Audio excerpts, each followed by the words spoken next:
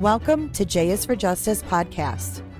If live breaking news and following true crime is your thing, then please consider subscribing to my channel.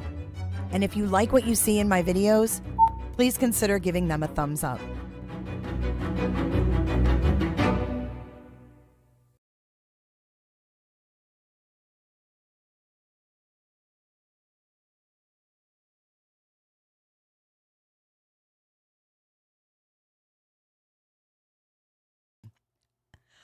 Unmuted for the new year. Happy New Year, everybody.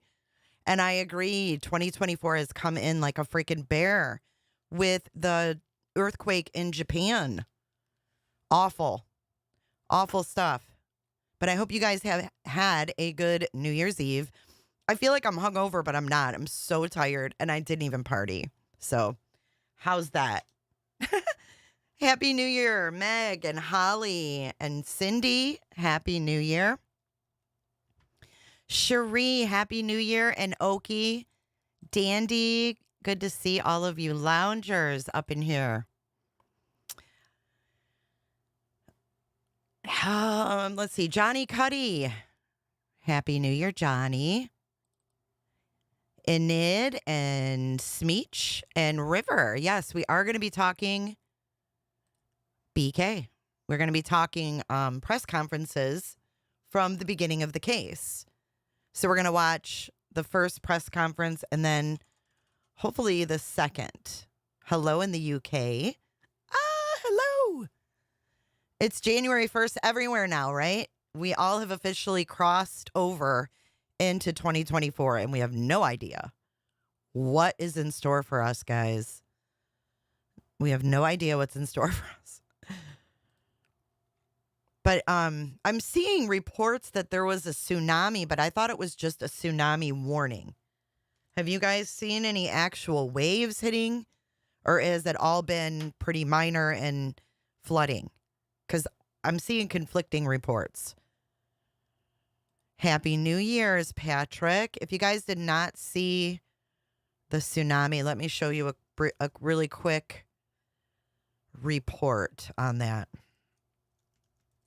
Or not tsunami, the earthquake. It was a 7.5.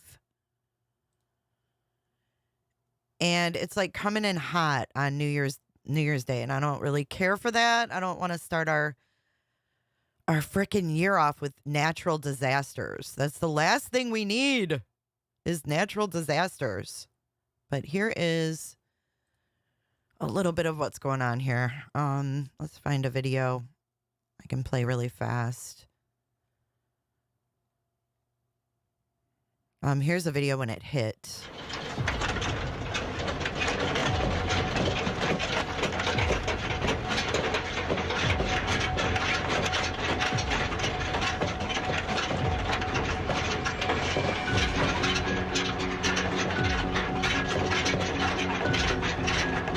And this is, oh my God.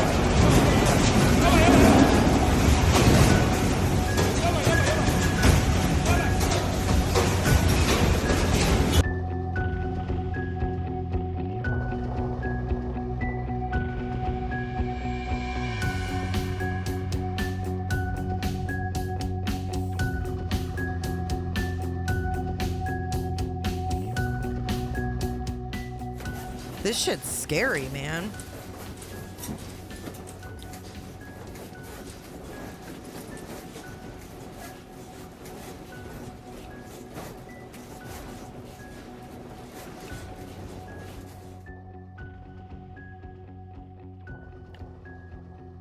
Look at that water moving back and forth, guys. Holy shit.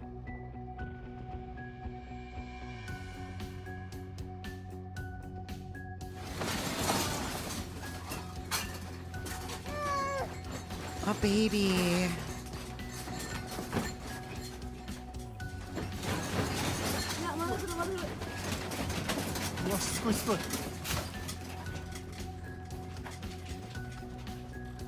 Damn, man. Okay, so this is just testing us, guys. This is just a test. Everything from here on out is going to be great, okay? You've been in a 5.2 potato? Holy crap. I've never been in any earthquake, and I feel like it would be so unearthing. No pun intended. The tsunami warning dropped from a category, dropped down a category from 15 to 5-foot waves. Well, that's good. That's good. Ann Pulley, Happy New Year. Lizzie Bones, Happy New Year. I'm sorry I missed your spaces last night. I wanted to join too. I swear one of these days I'm going to get into a spaces. I've never been in a spaces. Actually, I popped into someone's spaces before. It's kind of embarrassing. But do you know Luke Skywalker from 2 Live Crew? Well, he's on Twitter and he talks about like football, and he doesn't talk about 2 Live Crew, but he talks about football, and I didn't know what he was talking about. So I saw he was having like this spaces thing. So I went in there and I think I was unmuted. I don't know. It was really unnerving. So maybe Lizzie Bones is going to have to show me the ropes on the spaces thing because I'm old when it comes to spaces. I was like, oh my God, they can hear me in my household. I'm getting out of here. That's what I get for being nosy. Oh, potato, that is so scary. Globalism was in the 89 earthquake in San Francisco Bay Area. Scary stuff. Tornadoes are very scary too. Very scary. Yeah, lots of prayers. People were, I saw somebody said, get out of there. They couldn't. They were trapped. They were freaking trapped.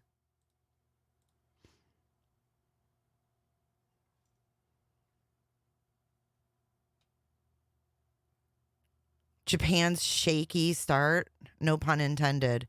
But yeah, scary. But today we're going to be talking about something that happened back in November of 2022. And that is the University of Idaho murders. And this is still a case that intrigues me more than I probably would like to admit.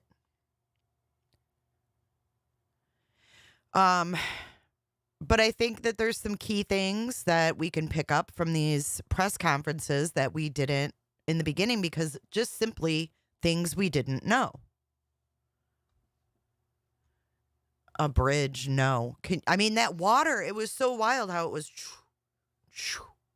like it literally gives me anxiety because the earth is literally moving, right? And that is like when I get anxiety, we talk about anxiety and stuff and panic attacks and things here. And my anxiety has like evolved over the years as I've gotten older. I used to get different symptoms, such as like a panic attack would be like, I got different symptoms when I first started getting them. Now I have it under control. So I know when it's like, I know what it is, but it hits me different, I think, because I know what it is. I'm still feeling it, but I get this weird feeling, and I know I'm not crazy because trust me, I've Googled this, under my feet where I feel like the ground isn't steady. And I get like this unsteady feeling. And I feel like that is the feeling of an earthquake, except 10,000 times that. And that scares the shit out of me. Angie B, Happy New Year, honey. I hope you had a great New Year, even though you were sleeping. Lizzie, absolutely next time. Yes. But yeah, it's really a scary thing. But yeah, so we're going to start watching some of these, and I'll be stopping it periodically just to, if I catch anything or if I see you guys in chat catching anything. So here we go. And body language is important.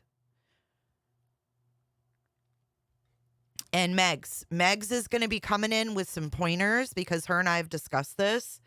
So watch Megs in chat because she's going to be coming in hot with some things that she's noticed.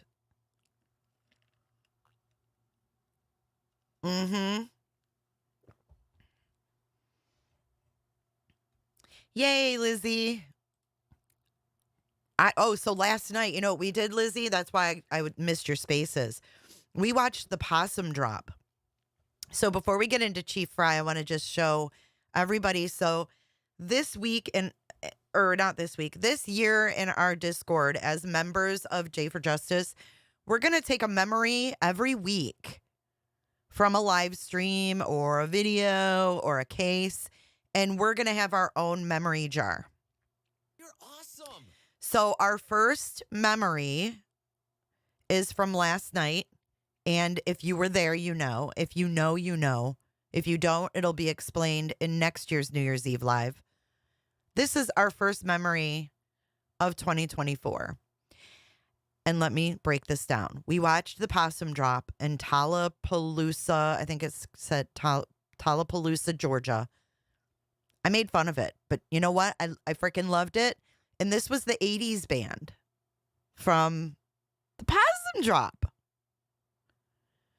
So next New Year's Eve, at the New Year's Eve Live, we're going to have a memory a week, and we're going to talk about what they meant, and we can laugh all over again. And I think that's just an amazing way to kind of recap the year and also keep our good memories in check. Right? We got to keep our good memories in check. So that is going to be one thing we're going to be working on, and I think that's going to be really cool. So, it really was fun. But we played, it was like an 80s mashup, and we were doing like Name That Tune last night. It was fun. So let's get our first poll going before we start listening to Chief Fry. Thank you for joining. If you guys could hit that like button right meow, it helps greatly. This is a loaded poll, but I'm just going to start out with a bang because it's New Year's Day. Megs was tap dancing. It was all worth it. KDK, hello, Happy New Year and good morning. In this case.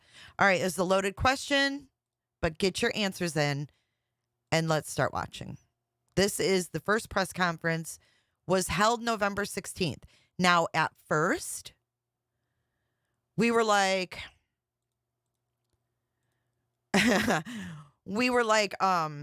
why'd they wait 3 days?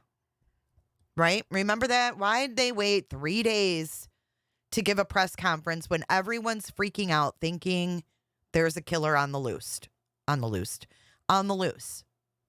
Well, in hindsight, before we even begin, do you think it's possible, and this is a question for you guys to ponder on, do you think it's possible they waited because they knew that, like, the killer would attend?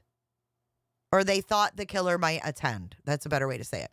Do you think that they thought the killer might attend the initial presser, so they built up a little anticipation, keeping everything close to the vest, to kind of entice that person to maybe show their face at a presser because they weren't having vigils right away, right? Because everyone was scared. So they didn't have a vigil right away. So what other way, or they did have the one at UI, but what other way to lure someone out? Hello, Rome. I hope you got your battery charged this morning, Rome. Or were they overwhelmed? I don't think so, because they called the FBI and the Idaho State Police in immediately. Immediately that day, they called in the Idaho State Police and quite possibly the FBI. So I don't think that they were necessarily lost. I think that Chief Fry knew that he needed assistance, and I don't think he tried to, play it off like, I think he tried to play the dumb cop for the perp, because I think Brian Koberger's whole thing was relying on these guys being dumb podunk cops. All right, let's begin. My name is Chief James Fry with the Moscow Police Department. I'm going to be reading from my notes today because I want the information you received to be extremely accurate. We know you have questions. And so do we. That is why we're here. I'd like to thank everyone for attending this press conference. Do you guys have audio? Joining me today is the Latah County Prosecutor Bill Thompson, University of Idaho President Scott Green, Provost and Vice President Tori Lawrence, University of Idaho Dean of Students Blaine Eccles, Latah County Sheriff Richie Skiles, Chief Deputy of Latah County Tim Best, Idaho State Police Colonel Kedrick Wills. The Moscow Police Department would like to extend our condolences to all family members, friends, the University of Idaho, and the Moscow community. This was a horrible crime that took the lives of Ethan Chapin, Xana Kernodle, Madison Mogan, and Kaylee Goncalves. This horrible crime has affected all of us, the families, the University of Idaho, our community, our country, and our officers. Agencies that are involved in this task force include. All right, before we get to the agencies, because there's several, okay? This is the 16th of November. We're going to hear all who was involved at this point. But let's go back a second.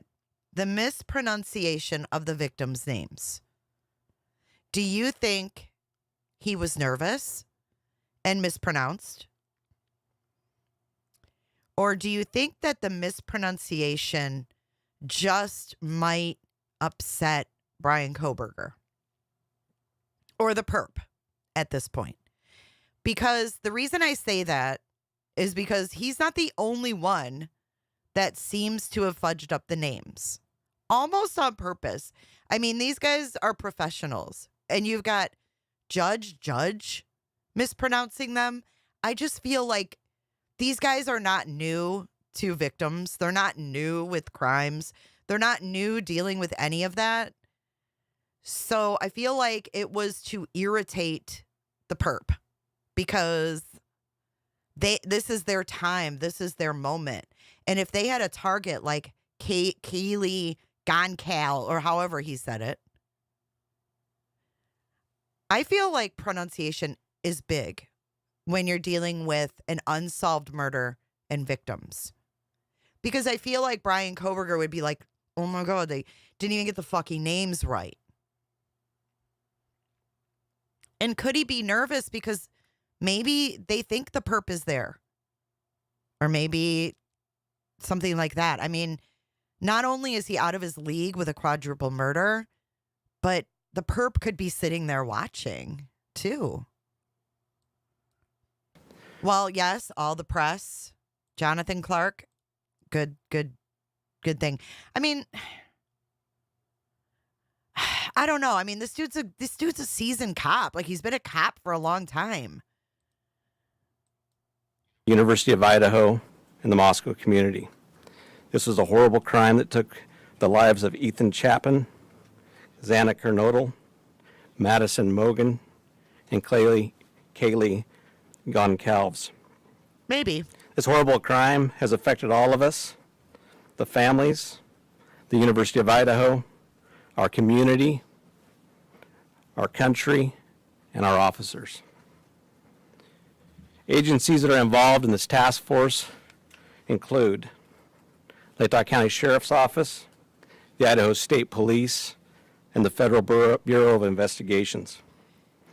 Yeah, he almost mispronounced bureau. He's nervous. So they already had the FBI, the Idaho State Police, and Moscow on the 16th. They never gave a public profile, Death Valley, even though they were asked. So they had all three agencies. I mean, I guess if you're nervous to go on national TV, if it was me, I would be like, okay, how do I say their names? But he's more worried about this perp and all of that. You know what I'm saying?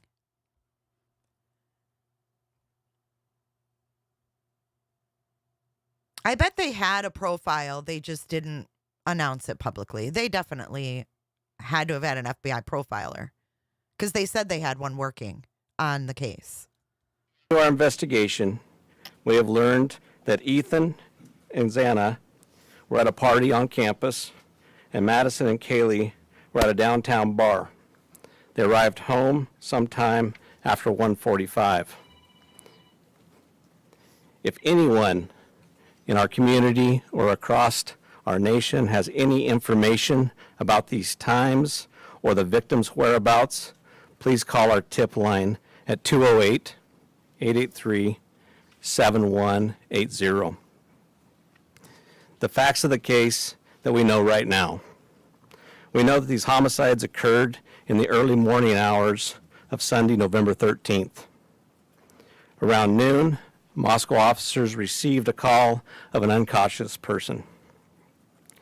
Officers discovered the bodies of Ethan Chapin, Xana Kernodle, Madison Mogan, and Kaylee Goncalves inside the residence on King Road. The four were stabbed with a knife, but no weapon has been located at this time. There was no sign of forced entry into the residence. Investigators are continuing to collect evidence at the scene. Investigators are working to develop a timeline to relevant events. Autopsies are taking place today on all the victims so we can continue to gather evidence and solve the crime. Investigators are working to follow up on all leads and to identify a person of interest. Based on details at the scene, we believe this was an isolated, targeted attack on our victims. We do not have a suspect at this time, and that individual is still out there. We cannot say that there's no threat to the community, and as we have stated, please stay vigilant, report any suspicious activity, and be aware of your surroundings at all times. Okay, that just gave me chills. I used to say Goncalves in the beginning too, Potato. Remember I said Goncalves and I was like, I can't say it any other way. It took me a while. Thank you so much, Micro Kimmy. He was still shook at this point. First homicide in 7 years. Yeah, you're probably right. You're probably right. But I just noticed he said, we can't say there's not a threat to the community. How scary. I mean, looking back on this, we were all like, oh my God, what's going on? Like we're listening and we're doubting them at the time. At least I kind of was. I was like, what is going on? We weren't listening to every detail. But the fact that they had the FBI there already by the 16th. And he's going to give us some more little tidbits of things. And you have to think about being the perp and listening to this. They know the perp is listening as well, right? So let's listen some more. What we do know, or what we don't know, excuse me. Okay, now that is what I don't know if that is on purpose. What we do know and what we don't know. So, did they know who they were looking for, but they had to gather all of the evidence? They had to get the search warrant. They had to get all of this stuff in order to confirm and surveil this person. What do you think of that? Do you think that what he's about to say, they really knew? Okay, let's listen to it and think about it backwards. If it's a game, I'm not saying it is, but let's listen to it like it's a game. Do they really know these things? Oh my gosh, Angie B just donated 5 memberships. Ozzy, Zooey, Death Valley Tiger, Patrick Forsyth, and Terry are all loungers. Mods, give them the Discord link. He had already been detained twice. We have to remember that. He was detained 2 times prior to the murders that we know of. So let's listen to this and think, do they really know this stuff?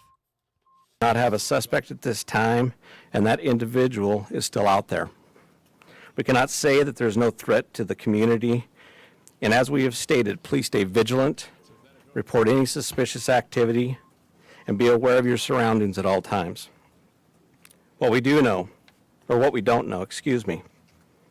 The identity and location of the suspect. The location of the knife or any clothing that was worn by the suspect. Okay, what we do know, what we don't know, is we don't know the location of the suspect. We don't know who the suspect is. Well, if you don't know who the suspect is, you're obviously not going to know their location. But hey, the perp might get a little scared if they might know who he is. We also don't know, we don't know the location of the clothing that the person was wearing and the knife. You know, we do know that. We don't know the clothing or the knife. Why would he even mention the perp's clothing? That doesn't even make sense. Hello, Jeff Kent. Happy New Year, my friend. Of your surroundings at all times. What we do know, or what we don't know, excuse me.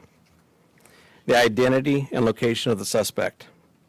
The location of the knife or any clothing that was worn by the suspect. Currently, we have 25 plus investigators working this case, as well as assistance from the Federal Bureau of Investigation and the Idaho State Police.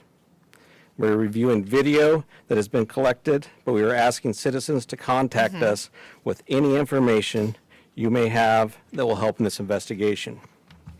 Once again, we're asking anyone with a tip to call the tip line at 208-883-7180.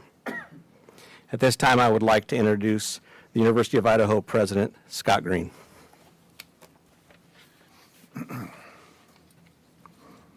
Thank you, Chief Fry.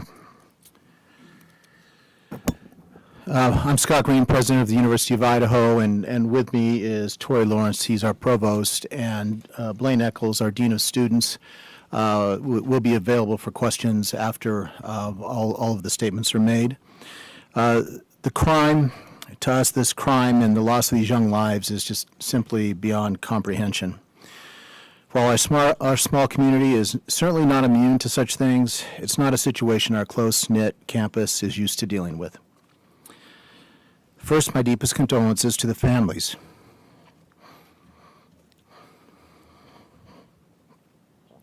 And friends of Ethan, Kaylee, Zena, and Madison. Excuse me.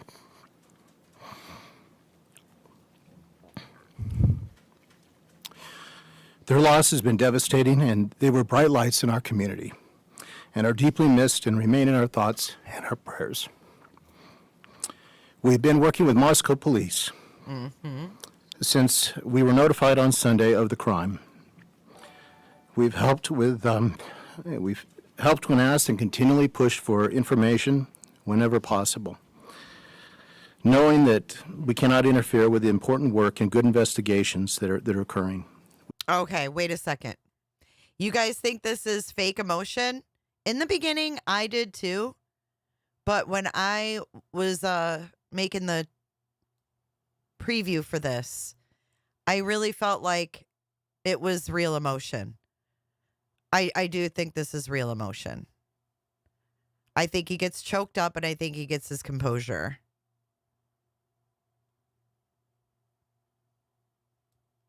I really do. I think he's shook.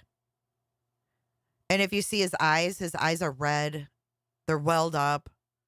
His mouth is turned down. You can't fake that. Like when you're sad, your mouth turns down. Your muscles do that naturally. And you can't fake that like that unless you're like a really good actor. Our small community is certainly not immune to such things. It's not a situation our close-knit campus is used to dealing with. First, my deepest condolences to the families.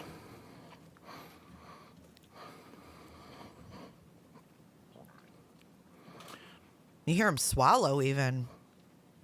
And friends of Ethan, Kaylee, Zena, and Madison. Excuse me.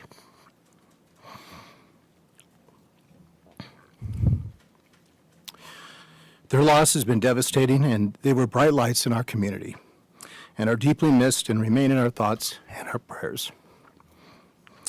We've been working with Moscow police since we were notified on Sunday of the crime. We've helped when asked and continually pushed for information whenever possible, knowing that we cannot interfere with the important work and good investigations that are occurring. We just want justice for these victims. Our focus at the university is to support our students and our employees. We are encouraging students and employees to take care of themselves Thank as you, we head into Jonathan. Thanksgiving break. I want to take a moment to commend our faculty and staff who have been on the front lines helping our students, whether that is providing counseling to those in need of support, accommodating those who want to travel home, or engaging those who find comfort in staying busy interacting with their peers and our instructors in class. Our employees stepped up when our students needed them. While we have relied heavily on the expertise of Moscow police, we feel confident that remaining open with flexibility to leave allows our students to decide what is best for them. The weeks ahead will continue to challenge us as this loss and the circumstances around this crime become known. We will support each other as we grieve, and we'll move through this together as a Vandal family. Thank you. I would like to have Colonel Kedrick Wills come to the podium, please. Good afternoon. My name is Kedrick Wills. I serve as the director of the Idaho State Police. And as we have this discussion today, I'd like to express my appreciation for your attendance here, because it's important, vitally important, that we get the information that we have out to the public. Crime knows no boundaries, and these murders have shaken us to our very core. You heard the university president as well as the chief of police talk about this small community, and it's a very close, tight-knit community. And our hearts break for the families that lost their loved ones, the University of Idaho, the Moscow community, and even within our entire state.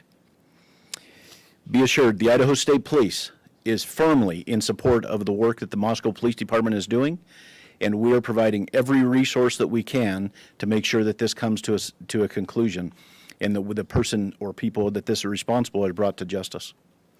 It's so important that you understand that this takes a team effort. This is teamwork with the university, with this Moscow City Police Department, the Latah County Sheriff's Office, the Idaho State Police, and the Federal Bureau of Investigation. It takes everybody to be able to do this. And it's a balancing act.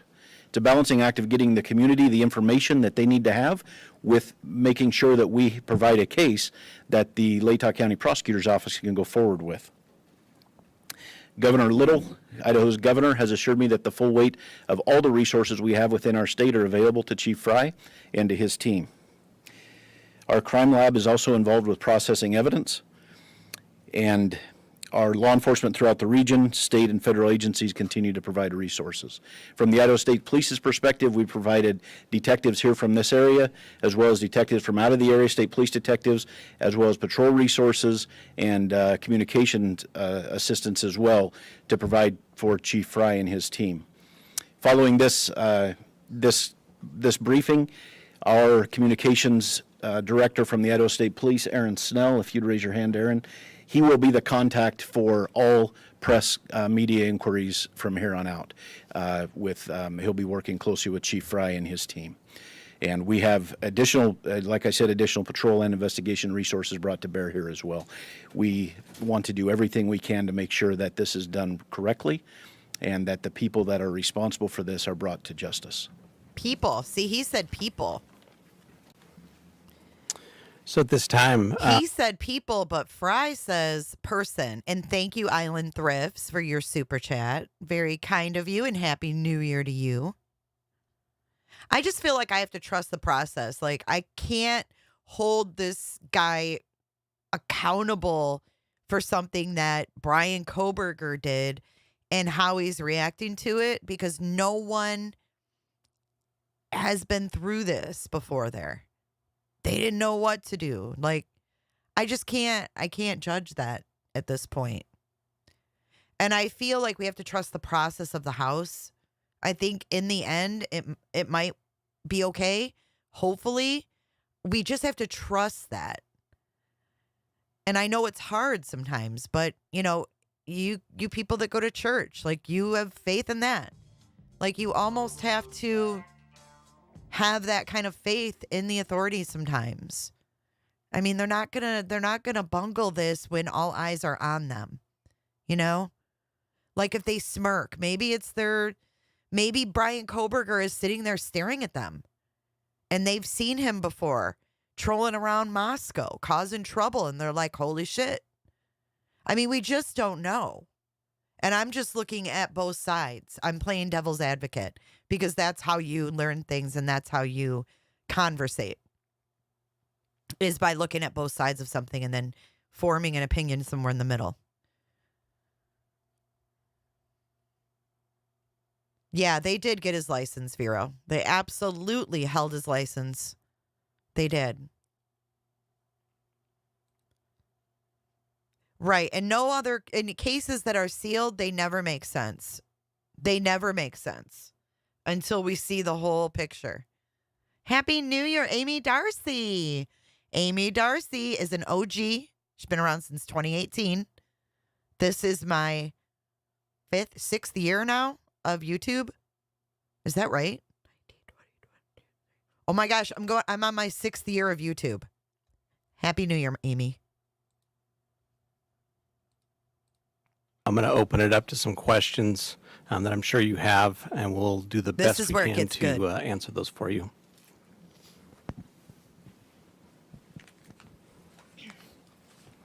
Hello, Chief Ray. Hello. Thank you for having us. I'm Amanda Rowley with Creme 2 News. You mentioned that there's an indication that it's an isolated, targeted incident, and there is an individual somewhere. Can you give us a reason as to why there's that belief there is a suspect? And can you also give... Okay, she just asked why there's a suspect. Why is there a suspect, she asked.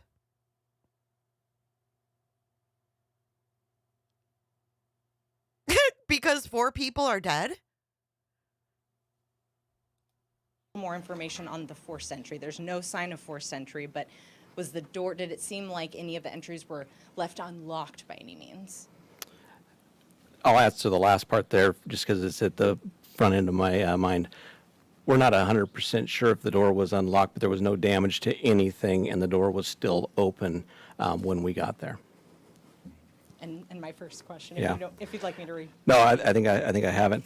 In these cases, we take the totality of the things that we see, and they're very dynamic, right? And they're very big, and there's a lot of information, and we try to take that information, and some of it we can't share with you, correct? But we try to take that information, we try to make the best educated decision we can. We review that as a team with our detectives, along with our prosecutors, along with the university, and we try to make that best decision on that. So we, at that time, believe that there was no a threat, and our goal is to provide safety for this community. That's why we're bringing in the resources we're bringing. We want a close to this, and we want to do everything we can to let the people in our community know that we care. We want them to feel safe. We want them to be safe, and we're going to do everything we can to do that. And if I could add one more question. You asked for videos or anything from the community to help put together that timeline. We obtained a copy of Thank you, video, Ozzy. and family members of the Gonsalves family were able to identify Maddie and Kaylee. Just random fun fact, right behind this lady is Jody Walker. You guys heard from Jody Walker when they did the demolition. And Ozzy gifted generously 5 memberships to the channel. So we have Truth Sleuth Aaron, Nevada Cops, Jenny Sano, and Keeping It Real, and Tammy G were just gifted with memberships to the channel. Welcome, guys, and make sure you use your perks. You've got emojis and Discord. And also I wanted to celebrate Sirius Black's very first super chat to me on this channel. Thank you so much, Sirius Black. I appreciate you. Videos at a food truck, ordering food. Is the police department, our investigators, aware of that video, and has it helped put together that timeline? We are aware of that video, and it has helped. It gives us a time and space where we know that two of our victims were, and that helps us a ton, and we'll continue to follow up all leads that we can and continue to gather those. Any indication of a party at the home that night? And this will be the last one, okay, I understand. Not that we know of, not at the home. We know that the other, let me get the names exactly right here. We know that Zaina and Ethan were at a different party on campus. Thank you. But that timeline will still help us if other people know about that. Thank you. Chief Wright, John Webb with KHQ. On September 12th, there was a vandal alert that was sent out about a potential stabbing threat on Paradise Path. Does this have any connection with what we've seen so far? Not that we know of it, but we're following up every lead. Every piece of information we get, we are following up to ensure. Okay, question number 1. Here we are with the threat on Paradise Path. Remember, we had a group of sorority and fraternity students threatened on Paradise Path with a knife. With a freaking knife. Oh my gosh, thank you so much, Global 2024. Why is everything coming in as 2024? Is it are you guys doing that on purpose? Because it's 2024? I'm just now getting that. Thank you so much. Crime Solver, Happy New Year. Thank you. I just got that. I am such a freaking airhead. And secondly, who's this blonde girl that they have standing next to Fry? Is that another planned little thing there? I don't know, man. Who's the dude in the back in the black ball cap with the mustache that looks like a Hitler mustache? Who is that guy? There's a vandal alert that was sent out about a potential stabbing threat on Paradise Path. Does this have any connection with what we've seen so far? Not that we know of it, but we're following up every lead. Every piece of information we get, we are following up to ensure that nothing has gone unturned. We want to have the individual identified, who is the suspect of this eventually. So we are literally looking into every aspect of everything. And you guys have said repeatedly that there's no threat to the public, but we don't know who the suspect is. We don't know where he's at. How is there no threat to the public at this point? Well, that's kind of an unknown. Like I said, we took the information that we had at the time, but we do need to be aware. The individual is still out there, right? We need to be vigilant. Okay, hold on. Didn't he just say in the beginning the person's still out there and we can't say there's not a threat to the community? To watch out for our neighbors. We're a community policing community. We've said that for years, and it's a community that watches out for each other. We need to continue to do that until we can close this off and make an arrest. Why has there been such limited information over the past couple days? I mean, we're almost 4 days into this. Why has it been so limited? Yeah, it's a difficult, we have a lot of information coming in, and, we have tried to push out some information through press releases.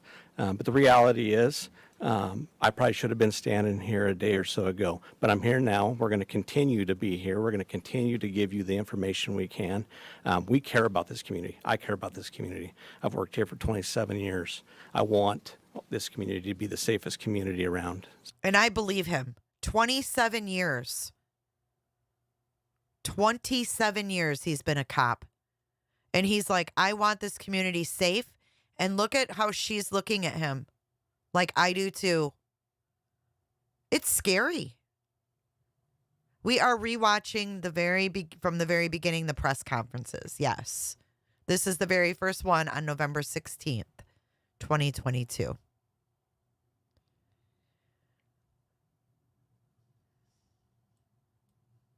The mayor's called it a crime of passion. Is there any indication that that's true?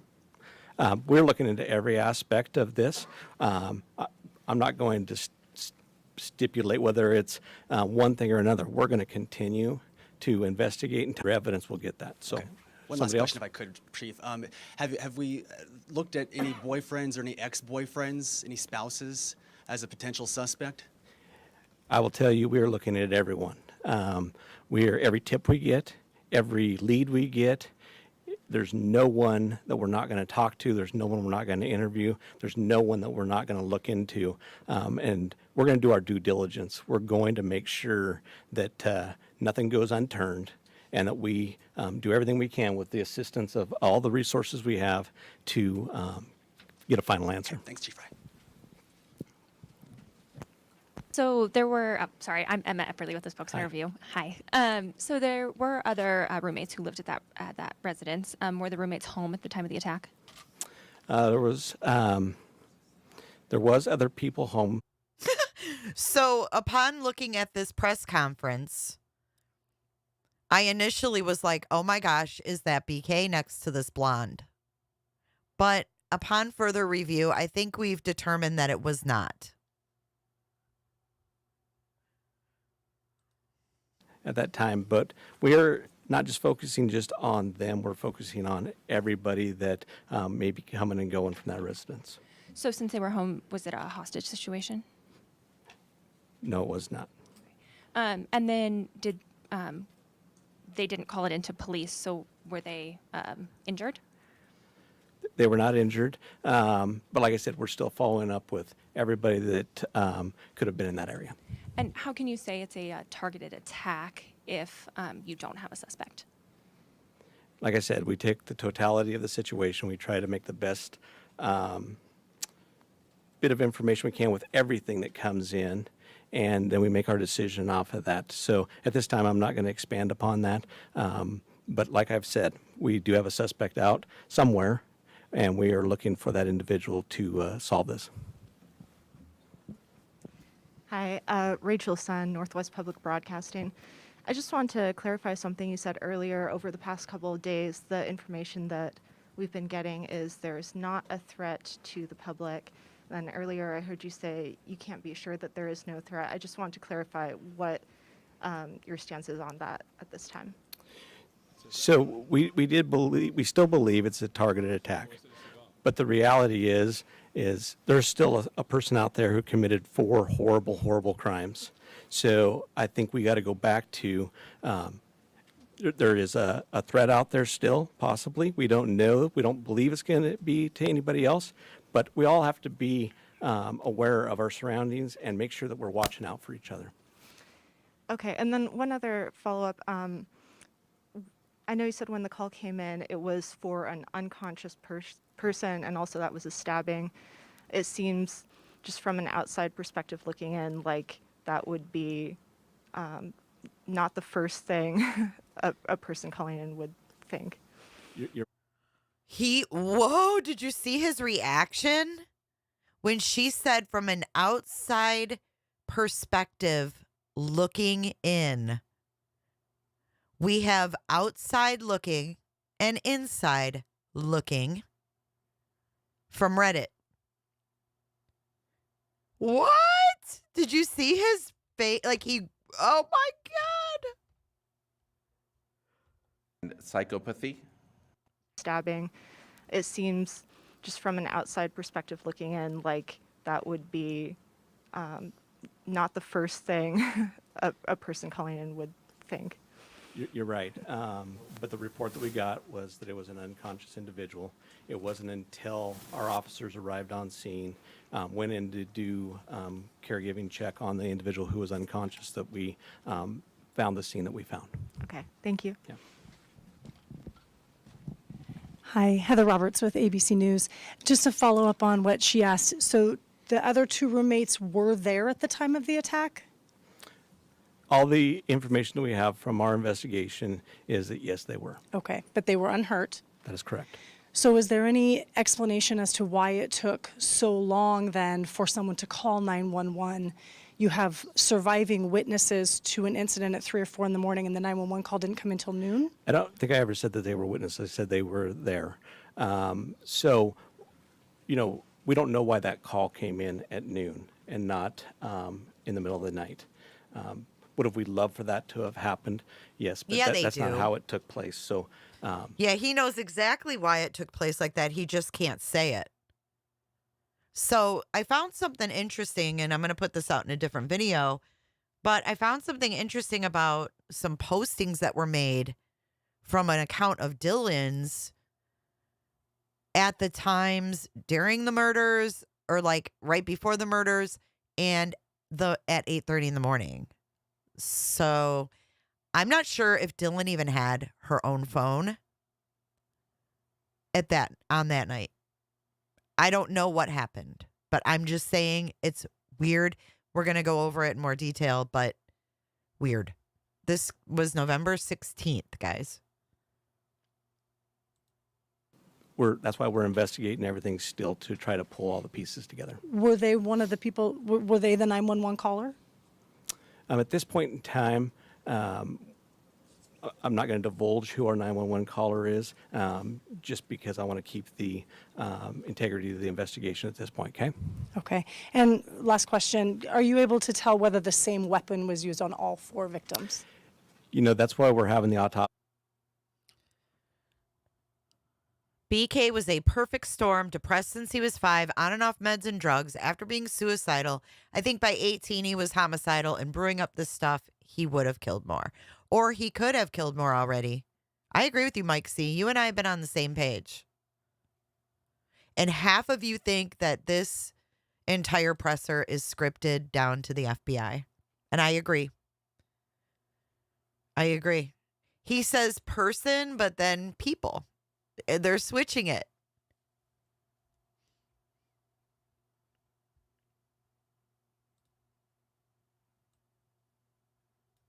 He's done. The autopsy will confirm that and hopefully collect some evidence for us, even from those. That's why you do the autopsies, is to try to be thorough and try to gather more. So we'll leave that. That would probably be something that would come out later. Okay. Excuse me, Derek Shug, Fox News Digital. Was there anything missing in the home, or were the purses still there? Any robbery attempt, anything like that? Nothing that we have identified. And I'm going to take about 2 more questions, all right? Hi, I'm Tim with the Daily Evergreen. I was just wondering, were the 2 other individuals present at the home when police responded at noon? Yes. Okay. Chief, if you don't mind elaborating a bit more on those 2 people. Was it 2 people? What have those people shared about the circumstances of that night, what they saw or didn't see? Well, I'm not going to go into what they shared that night. Obviously, that's part of our investigation. That's part of the information that we're trying to build our complete story with. So as far as that goes, we're not going to go any further into what they know and what they don't know. How many were there? We believe 2. Chief, have you looked into the social media accounts of all the different victims, and do you? We understand that one may have had an account linked to her Instagram account. Have you looked into those accounts? Have you seen any sort of threats made to any of the individuals? So we are looking at all resources. We got, like I said, the Federal Bureau of Investigation helping us. We got our detectives, our forensic detectives looking into that. We're trying to pull this whole picture. We're looking at everything that we can look at, social media, et So to answer your question, yes, we are. Were the victims all found in one part of the house? I'm not going to divulge that either. That's part of our investigation. And at this time, I'm going to go ahead and close this off. But if you have any questions for the university, we'll open. I think he's more comfortable in this part because it's been scripted. He knows what he's going to be asked, so he's comfortable in the answers. When he was initially starting and just reading what happened, voice shaky, but now he's more confident, and I think it's because he knew what to expect. At this point in time.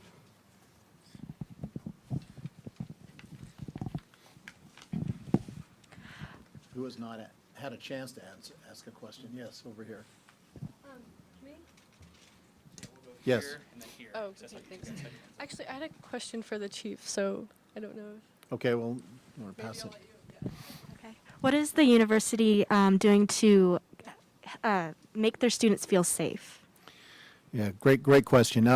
At this time, I think I'll turn this over to Blaine, who's been dealing directly with our Mr. students Blaine and Eccles. dealing with those that truly still feel unsafe despite some of the assurances and things that we're doing. Blaine?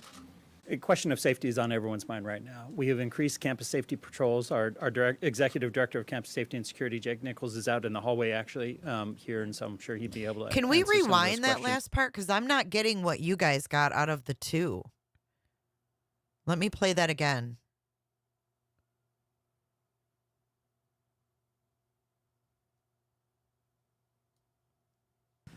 Excuse me, Derek Shug, Fox News Digital. Was there Oh, anything? there's Derek Shook sitting right next to BK, who's in a costume, in a disguise, I mean.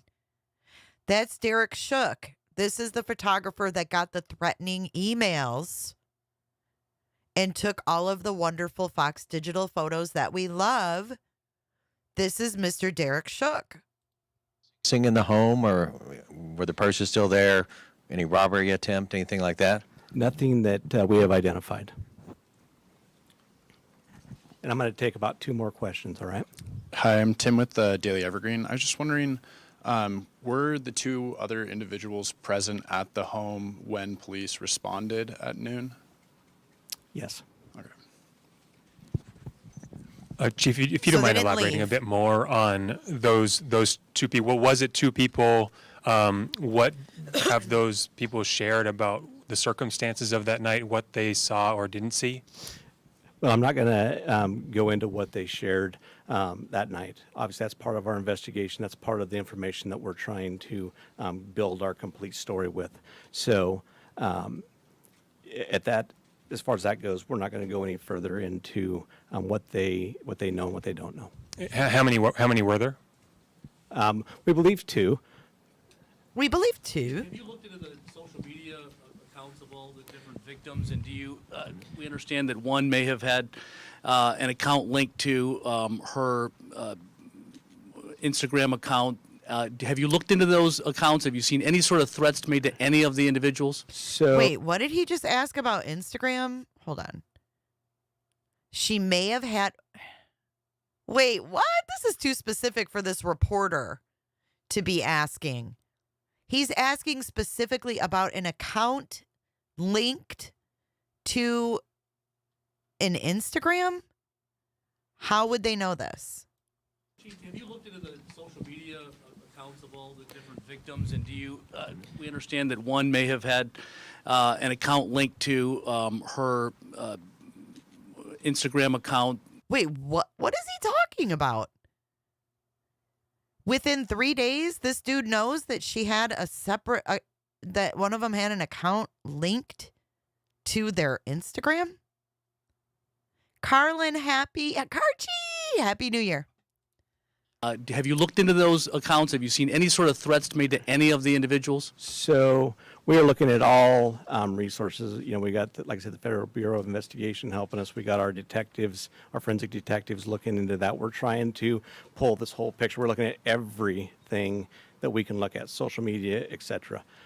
So to answer your question, yes, we are. Were the victims all found in one part of the house? I'm not going to divulge that either. That's part of our investigation. And at this time, I'm going to go ahead and close this off. But if you'd like to, if you have any questions for the university, we'll open that up at this point in time. Okay, let's fast forward to Blaine Eccles now. Okay, so this is, how are you keeping students safe? The assurances and things that we're doing. Blaine? A question of safety is on everyone's mind right now. We have increased campus safety patrols. Our executive director of campus safety and security, Jake Nichols, is out in the Wait, hallway actually. he's talking way too freaking fast for my liking. Hold on. Y'all might get a little irritated, but Blaine Eccles talks fast. Really still feel unsafe despite some of the assurances and things that we're doing. Blaine?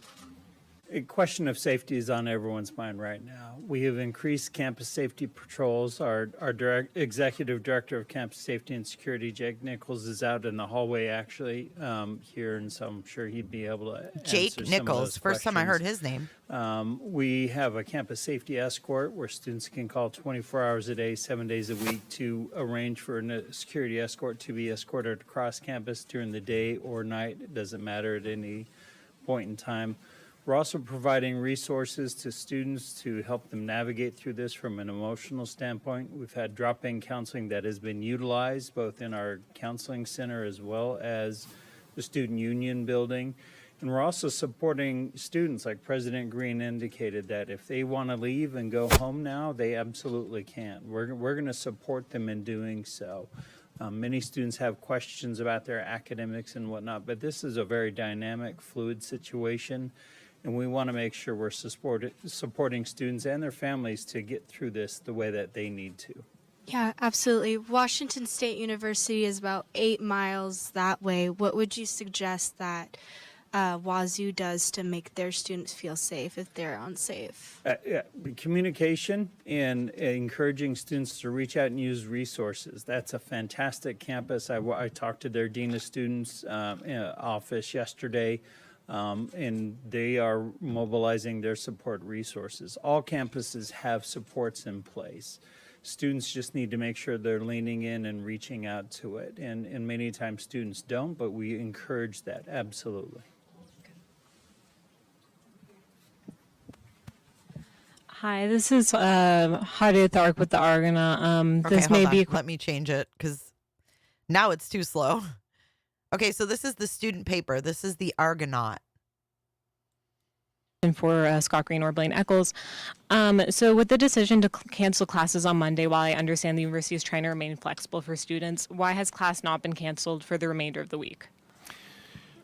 Well, because a number of our students still want to go to class. They gain comfort in being around their other students. They gain comfort from interacting and staying busy with their faculty and attending classes, labs.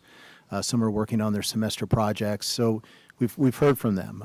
At the same time, we want to provide the ability for any student who did not feel comfortable staying around, who did not want who was unable to process that way, that they had that opportunity to go, and we've been helping them as well.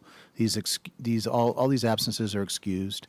We've asked our faculty to work with those students who chose to go, so we felt this was the best way, to respond, to give as much flexibility as we could to our students and our faculty. And frankly, I think they've done a very, very good job. Hey, Tommy in Germany, Happy New Year.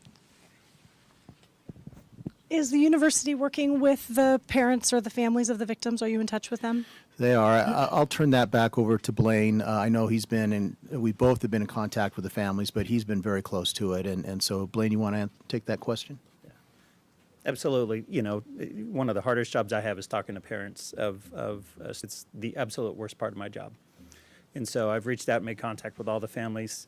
We've offered our support, and we're going to stay in constant contact with them. I communicated with them almost every day. We usually give it a little space and time before we reach out, just for the sheer shock of absorbing the loss of a child and what that looks like. But we're going to stay in support of them moving forward for the weeks and months to come, and in whatever capacity they need. Why is he shaking We've his talked head to a no? few of them, and they've expressed. Why is he shaking his head no while he's saying he's going to talk to the families and stay in contact with them? Watch his head.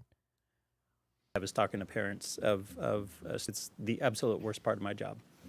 And so I've reached out and made contact with all the families.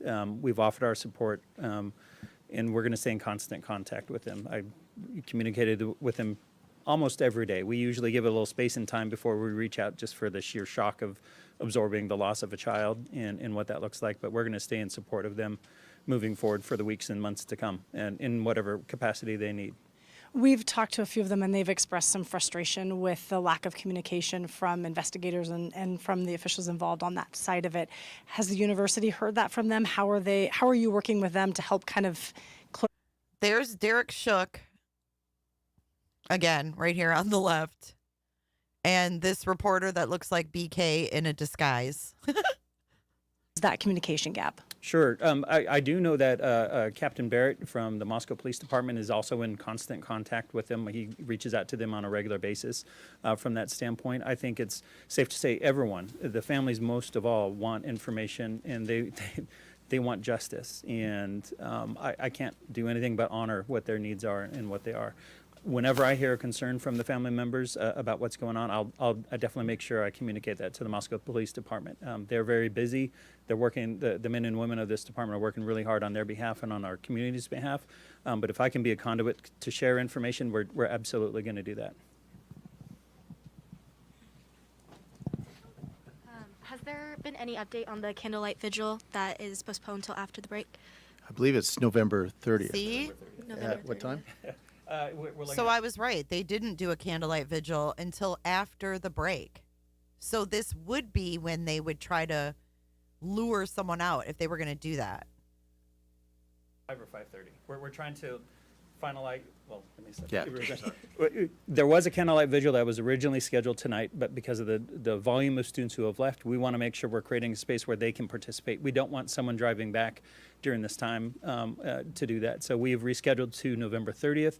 We haven't finalized the time. We will definitely be sharing that out to our students in our community and the larger community. We're just finalizing some details. We're going to communicate that with the families as well. It'll be on campus. We haven't figured out the location yet because we're going to be monitoring what the weather looks like. We anticipate a large amount of individuals. That being said, we also have 2 communities that are just providing beautiful support. There's a candlelight vigil in Boise tonight. In honor of our lost students. And there's also a candlelight vigil tonight in Coeur d'Alene, and I say nothing but thank you and for the love and support from those communities that are supporting us. And we've seen that support come across the country and around the world for the University of Idaho and these families. And so it's a beautiful thing. President Green, can you talk a little bit about the vandal alert that involved the knife and how the university handled it and what you found in that case? This is the Paradise Path. Yeah, so basically we were just responding to the information that we had from the Moscow Police Department at that time. We have an incident response team. We gathered Sunday as we were notified by the Moscow Police Department that there had been a crime committed. At the time, we weren't sure if they were students or not, and we wanted to provide help to the Moscow Police Department, and we think we were able to do that successfully to help them, identify those students and contact their relatives. So, beyond that, it was just trying to understand what the assessment was of the risk to the campus. And we relied on our subject matter experts, as you've heard. They know more than any of us about this, and then based on that, we started making decisions about how to move forward this week. Yeah, and so what were those decisions around that initial alert? What was the conclusion you had at that point about the level of risk? Well, of course, your first, on the first vandal alert, it was high risk. We had really no information, and we asked our students to shelter in place, and until we got the all clear, it wasn't an all clear, but a reduced risk where we could where students could start to move around more freely. We had people sheltering in places like the library and the Pittman Center and places around campus, and we didn't want to keep them there all night if we didn't have to, and so as soon as Moscow Police Department determined that it was safe for them to begin moving around but be vigilant, we sent the other vandal alerts. Yeah, my apologies. I was referring to the earlier vandal alert involving the threatening with the knife that had happened in September. Yeah, you want to respond to that? Thank you, Blaine. So that vandal alert, we had a group of students walking back to Greek Row. Who are they? From a location off campus. What students? They encountered an individual who was not affiliated with the university. They got into, from my understanding, a verbal altercation, and he ended up flashing a knife at them. It was not a stabbing. It was not a stabbing attack. It was a threat, to the best that we know. We sent out a vandal alert warning the individuals of our campus community at that time. I don't have the specific date, but it's out there from that aspect of it. And it's my understanding that individual then later turned himself into law enforcement, and they've addressed what that happens. So it's not connected in any way to this homicide? That's a question for law enforcement. You know who he is? September 12th. I know about the incident. I don't know the individual because he's not affiliated with the university. Hear that? Because he didn't turn. he's not affiliated with the university. You hear that? This is all about Paradise Path and a group of students who are unnamed. They didn't say that it wasn't Kaylee, Xana, Madison, or Ethan that were in that group. They had a verbal altercation and someone flashed a knife as a threat. A fucking threat. Did that threat come true? That's messed up. That is messed up. That happened in September. Oh, Yeah, you want to respond to that? Thank you, Blaine. So that vandal alert, we had a group of students walking back to Greek Row from a location off campus. They encountered an individual who was not affiliated with the university. They got into, from my understanding, a verbal altercation, and he ended up flashing a knife at them. It was not a stabbing. It was not a stabbing attack. It was a threat, to the best that we know. We sent out a vandal alert warning the individuals of our campus community at that time. I don't have the specific date, but it's out there from that aspect of it. And it's my understanding that individual then later turned himself into law enforcement. Yeah, and sure. They've addressed what that happens. So it's not connected in any way to this homicide? That's a question for law enforcement. You know who he is? September 12th. September I know 12th. about the incident. I don't know the individual because he did not turn. He's not affiliated. Yo, September 12th. This isn't earlier that night. This is September 12th. Huh. And these homicides occurred on November 13th. Late 12, early 13th.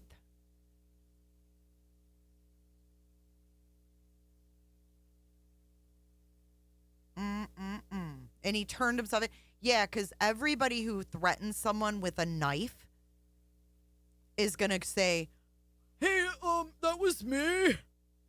I don't believe that for a second. For a second. And this was on university property, yo. This was on university property. This was on campus. That's why they sent out a vandal alert. Because it happened on Paradise Path. Listen again. And then he says, oh, I don't know who he is. That vandal alert, we had a group of students walking back to. All right, here, let's play the question again.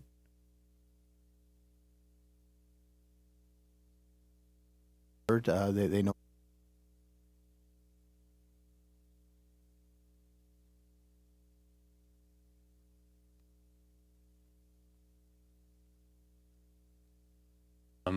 That happened in September. Alerts. Yeah, you might apologize. I was referring to the earlier vandal alert involving the threatening with the knife that happened in September. Yeah, you want to respond to that? Thank you, Blaine. See? He was asking about vandal alerts, and they sent out a vandal alert for this. But Green thought he was talking about the November 13th murders. But he's talking about the vandal alert for the Paradise Path threat. That it was just trying to understand what the assessment was of the risk to the campus. And we relied on our subject matter experts, as you've heard. They know more than any of us about this, and then based on that, we started making decisions about how to move forward this week. Yeah, and so what were those decisions around that initial alert? What was the conclusion you had at that point about the level of risk? Well, of course, your first, on the first vandal alert, it was high risk. We had really no information, and we asked our students to shelter in place, and until we got the all clear, it wasn't an all clear, but a reduced risk where we could where students could start to move around more freely. We had people sheltering in places like the library the Pittman Center and places around campus, and we didn't want to keep them there all night if we didn't have to, and so as soon as Moscow Police Department determined that it was safe for them to begin moving around but be vigilant, we sent the other vandal alerts. Yeah, my apology. I was referring to the earlier vandal alert involving the threatening with the knife that had happened in Oh. September. Yeah, you want to respond to that? Thank you, Blaine. So that vandal alert, we had a group of students walking back to Greek Row from a location off campus. They encountered an individual who was not affiliated with the university. They got into, from my understanding... Right, so they were walking back from somewhere off campus, meaning downtown, maybe the Corner Club? Were they walking back from the Corner Club? I mean, think about it. I requested through public information any information on the threat at Paradise Path, the knife, I put all the information in there, and I was told due to ongoing investigation, none of that can be released. So I'm thinking, yeah. I mean, Brian Koberger is not infallible. He's not God. And yes, this is how killers get caught. They make stupid mistakes. So they're walking from an off-campus place, probably the bar or something, somewhere downtown, on Paradise Path, and they get into an altercation with someone who flashes a knife. And they're telling us that this person turns himself in. Like, who's going to go to Moscow police and go, hey, that was me on Paradise Path. I brandished a weapon to a bunch of students, and I'm not affiliated with the university. No one's going to do that. It doesn't make any sense. Back to Greek Row from a location off campus. They encountered an individual who was not affiliated with the university. They got into, from my understanding, a verbal altercation, and he ended up flashing a knife at them. It was not a stabbing. It was not a stabbing attack. It was a threat, to the best that we know. We sent out a vandal alert warning the individuals of our campus community at that time. I don't have the specific date, but it's out there from that aspect of it. And it's my understanding that individual then later turned himself into law enforcement, and they've addressed what that happens. So it's not connected in any way to this homicide? That's a question for law enforcement. You know who he is? September 12th. I know about the incident. I don't know the individual because he did not turn. He's not affiliated with the university. So Did you hear him? I don't know the individual because he didn't turn himself. He's not affiliated with the university. That is so telling right there. See, no one's perfect. People screw up and make mistakes, and he just made a verbal one, unless he did it on purpose. But there's definitely a report, and I can't get it. And he ended up flashing a knife at them. It was not a stabbing. It was not a stabbing attack. It was a threat, to the best that we know. We sent out a vandal alert warning the individuals of our campus community at that time. I don't have the specific date, but it's out there from that aspect of it. And it's my understanding that individual then later turned himself into law enforcement, and they've addressed what that happens. So it's not connected in any way to this homicide? That's a question for law enforcement. You know who he is? September 12th. I know about the incident. I don't know the individual because he did not turn. He's not affiliated with the university.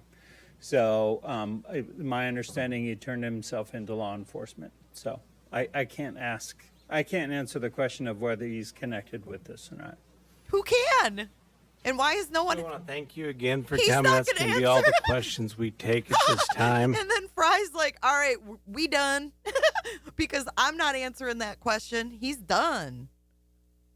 Right? He turned himself in, but they don't know who he is. Guys, I'm telling you, Brian Koberger was creeping on these poor kids for a while. He's right here, but he's wrapping it up, Katie. He doesn't want to say it. Yeah, it's our perp. Watch. About the incident, I don't know the individual because he did not turn. He's not affiliated with the university. So my understanding, he turned himself into law enforcement. So I can't answer the question of whether he's connected with this or not. We want to thank you again for coming. That's going to be all the questions we take at this time. And we appreciate you coming and spending time with us. And Spending time we will with us. continue to put out information as we have time. And we want to reassure the As we have community time. that the Moscow Police Department and everybody working on this will do everything we can. We love this community. We've a lot of us have went to the University of Idaho, and we are vandals, and we will do everything we can to solve this. Thank you. He wrapped that up quick once it got on the Paradise Path. Oh, they would definitely know if they put a vandal alert out to their students. They have so many parents to answer to. Patty Q, if your child goes to a university and you're paying all this money and they get locked down for a knife attack, and then 2 months later there's a quadruple stabbing, you can bet your ass that the university knows who that person is. Absolutely. They're not going to say, oh, they turned himself in, and then not notify the university of this person's name. It doesn't make any sense. Any sense. And I could see Brian Koberger going into the Moscow police station and saying, it was a misunderstanding. These frat kids, you know, I'm a PhD student at WSU. You know, I'm a PhD student and I encountered these kids on the path and this happened and da-da-da. I can just see him doing that because in Pennsylvania, we don't have crosswalks. Gross. And you know what? I'm sure the university was freaking out because there was a threat. I don't know if there could have been anything, done about it. I don't know if this was totally swept under the rug. They do care, Detra. They care a lot more than you think. They care a lot because these types of things have a lot to do with their enrollment. Patty Q, I did a public information request, right, to the police, and they won't release the report from that night. If it was not affiliated, I feel like it would be replaced. Lizia, if the roommates were texting one another, wouldn't they both have had their phones? How do we know that BK didn't have their phone? Just a thought. How do we know they were the ones texting on a phone? You don't. Yeah, in PA, we drive around and we stalk women because we don't have crosswalks. And we get stuck behind a locked fence on a creepy path at night because we stalk people on it. That's Brian Koberger. All right, so rolling into our second press conference. This is 11/23/22. And we went a while from the 16th to the 23rd.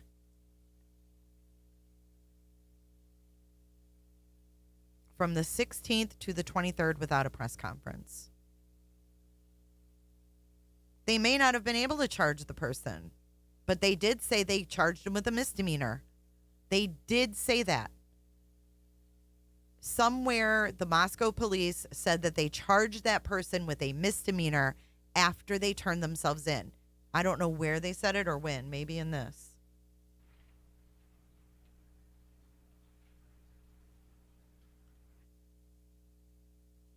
All right, here we go.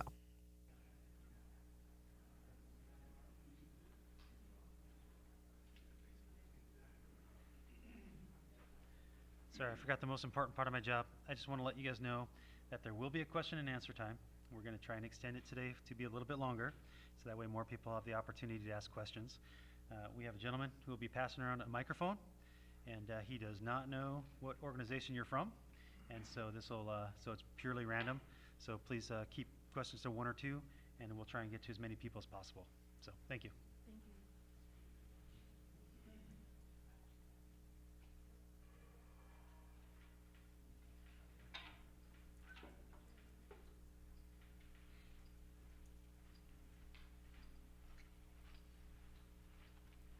Lanier, Thompson, FBI, and Fry.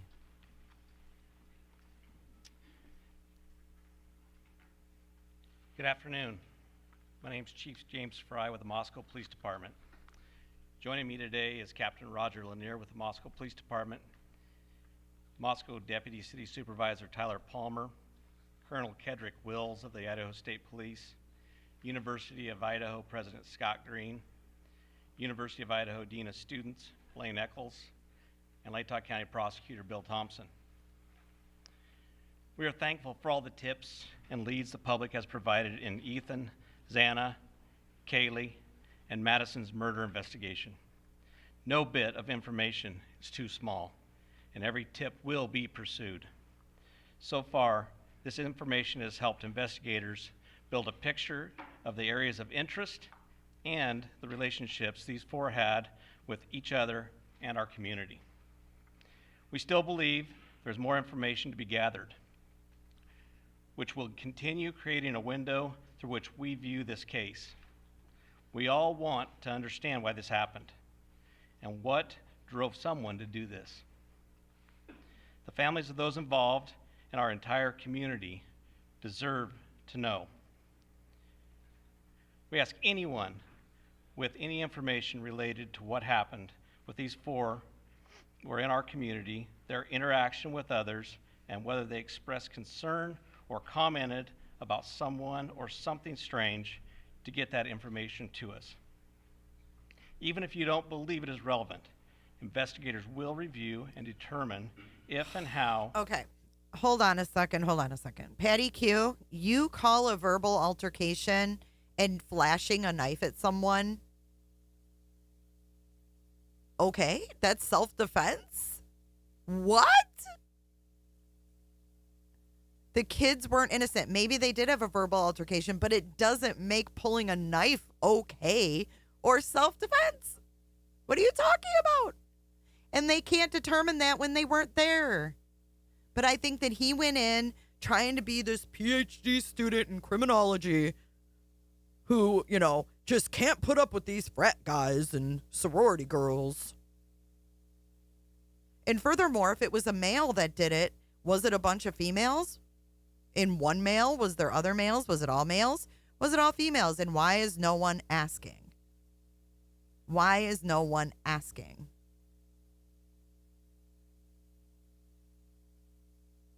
My thumbnail is absolutely deceiving. How? Dude, you know what's deceiving? You in my chat. Here we go. This is the first boot of the new year. Are you guys ready for it? Another one bites the dust.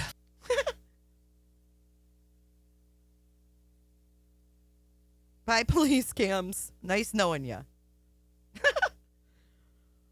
Oh, shit. Why are people such idiots?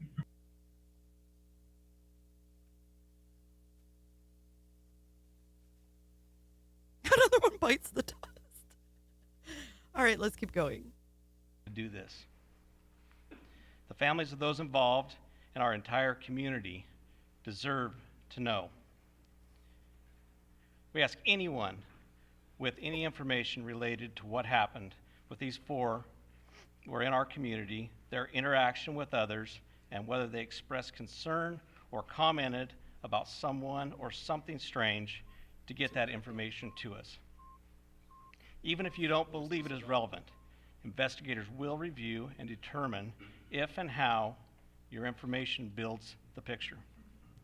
Sometimes what a video or picture doesn't show is equally as important as what might be there. Mm-hmm. Like his Information car. on how to submit tips and updates on the investigation can be found on the Moscow Police Department webpage. We continue moving forward to understand why this occurred in our community and seek answers to bring justice for the victims and their loved ones because they deserve it. I personally want you to know we care and we will continue to work hard to get these answers for these individuals. At this time, I'd like to introduce Captain Roger Lanier for an update on what we can currently share about this investigation.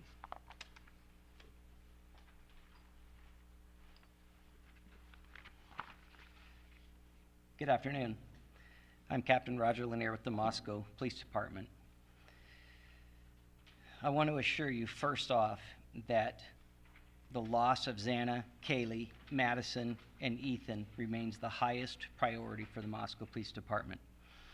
We will continue putting all of our resources into investigating and solving these murders. Investigators are prepared to work through the Thanksgiving holiday to continue their efforts. I also want to express our sincere appreciation to the Idaho State Police, the FBI, the University of Idaho, and the Latah County Sheriff's Office for their assistance. And I especially want to thank the community of Moscow for their outpouring of support through this incredibly difficult time. Today I'm going to recap in brief what we know. I'm going to provide some new information, and I'm going to address some rumors. On the evening of November 12th and into the early morning hours of November 13th, Kaylee and Madison arrived home at approximately 1:45 a.m. after visiting a local bar and a street food vendor. Ethan and Xana were also out in the community at Sigma Chi, and they arrived home at approximately 1:45 a.m. Two surviving roommates who were also out in the community arrived home at approximately 1 a.m. Later, on the morning of November 13th, at 11:58 a.m., a 911 call was placed. The call reported an unconscious person. The call originated from inside the residence, and a surviving roommate's cell phone was used. During that call, the dispatcher spoke to multiple people who were on scene. Okay, we're going to get back to this. I've got to go get a drink, and I will be right back. I'm going to put you guys on a be right back. We're going to take a little intermission, but we're going to get into the 911, the WinCo or whatever it's called. I want to talk about that for a minute. So let me go grab something to drink, and we will be back in like 2 minutes.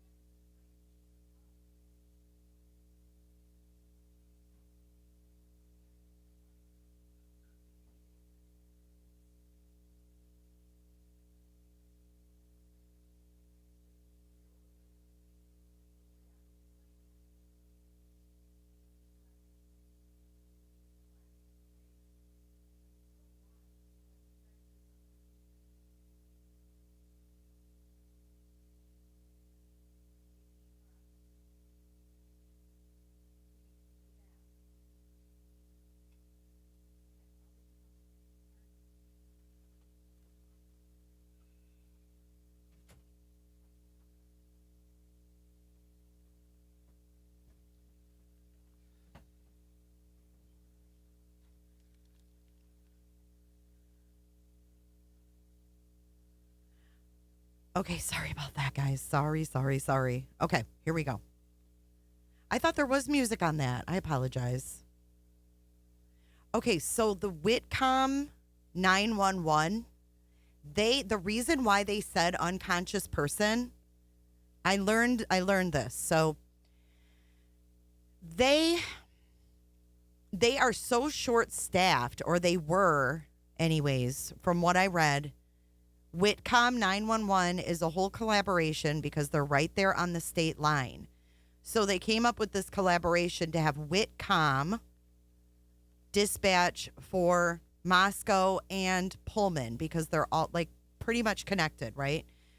So anyway, they were short-staffed, so they immediately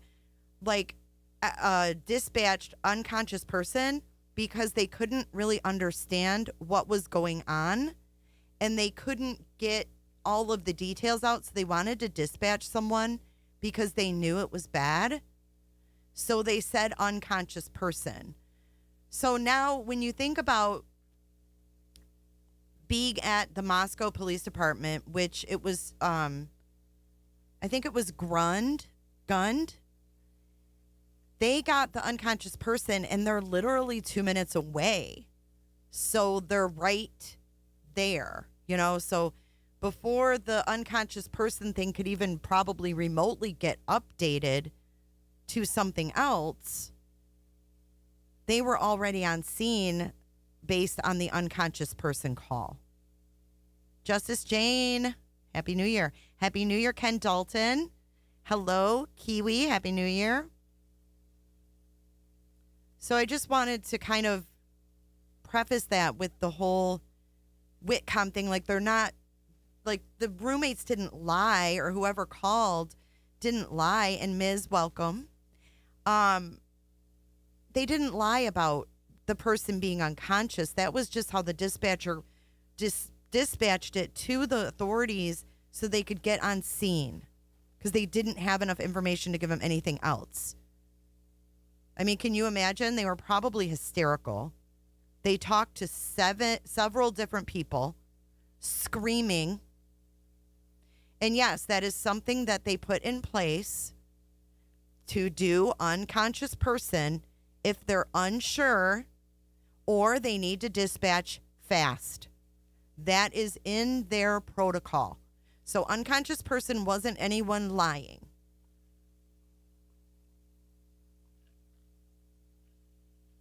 There wasn't anyone lying about it. Moscow police officers responded and found 2 victims. Now let's listen to that again, knowing what we know, okay? Now, the time, we don't know. We can't explain the 8 hours, but the phone was being passed around. The kids were hysterical. They were scared. They were probably screaming, crying. I personally think it's going to be very traumatic to hear that 911 call. And I say that based on experience. My son was a survivor of an accident, and I heard him call 911 to report his girlfriend as being hit by a car.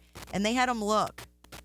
They had him stay on the phone, and they had him look and move her hair. And I never want to hear that 911 call again.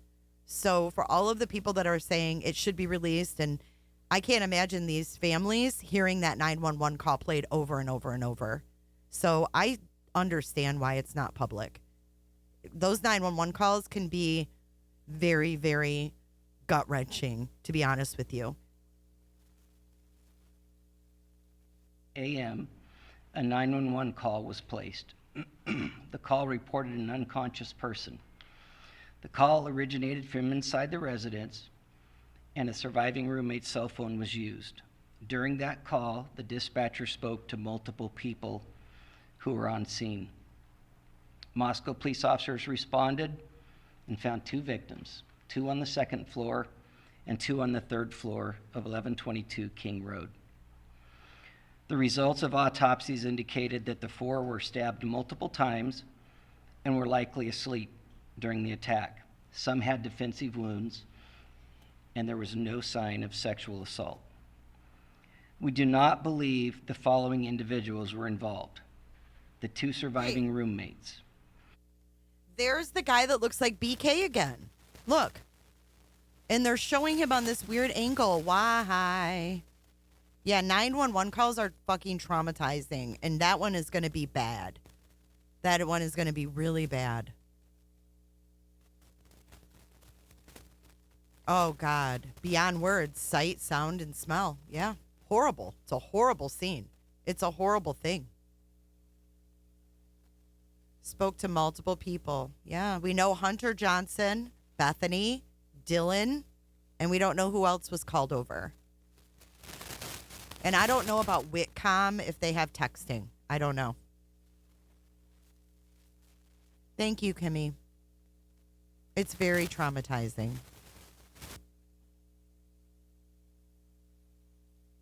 Do I think Ethan's brother found him? No, I think Hunter Johnson was the one that found him, right? The male seen in a grub truck video circulating on the internet. A private party who drove Kaylee and Madison home. Any of the individuals who spoke to the dispatcher on the 911 call. We're also aware of a male whom Madison and Kaylee had called several times the morning of November 13th, and we do not suspect that individual. Detectives have canvassed the neighborhoods looking for evidence, physical evidence, video surveillance, and they've contacted numerous residents to see if anybody may have seen or heard anything. They continue requesting tips that can be sent to our tip line or called in to our tip line. The specific areas that we're interested in are detailed on maps on our city website and our Facebook page, but as stated earlier, generally south of Taylor Avenue to Palouse River Drive and the area west of US 95 over to the Arboretum. We have heard mention that Kaylee stated she may have had a stalker. Detectives have been looking into that and to this point have been unable to corroborate the statement, although we continue to seek information and tips regarding that report. No suspects have been named or arrested, and we continue looking for what we believe to be a fixed blade knife used in the murders. We have not released the names of any of the subjects who spoke on the 911 call, and we have not released the call itself. Any online reports of the victims being tied and gagged are not accurate. What reports of them being tied and gagged? I thought this was really odd. Why would that be even said? Kind of like the TikTok dances. No one even saw those.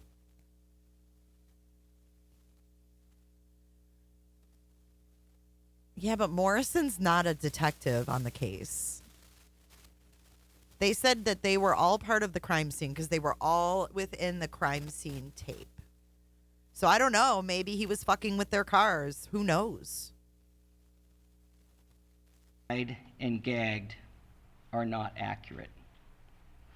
Regarding the resources that we've put forth in this investigation, the Moscow Police Department has 4 detectives, 24 patrol officers, and 5 support staff dedicated to this investigation. The FBI has 22 investigators in Moscow. You guys don't find this dude odd? Like he's not recording. He's not taking notes. He's not typing. Who is this guy that looks like Brian Koberger a little bit? I think that these are all things put out there for the perp. They're not for us. They're not squashing a rumor that we never heard because we followed this case through and through. And we never heard a rumor that they were bound and gagged. So this is definitely, I feel, something for the perp. And this weirdo is sitting here on a MacBook, just like Josco 1972, and not typing a thing.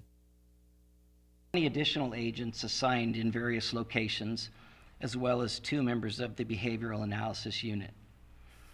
The Idaho State Police has 20 investigators, a public information team, a forensic services and crime scene team, and 15 uniformed troopers who have been valuable in helping provide community patrols and safety patrols. We very much appreciate their support.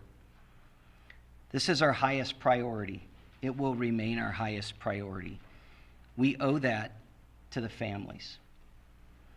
At this time, I would like to introduce Colonel Kedrick Wills from the Idaho State Police.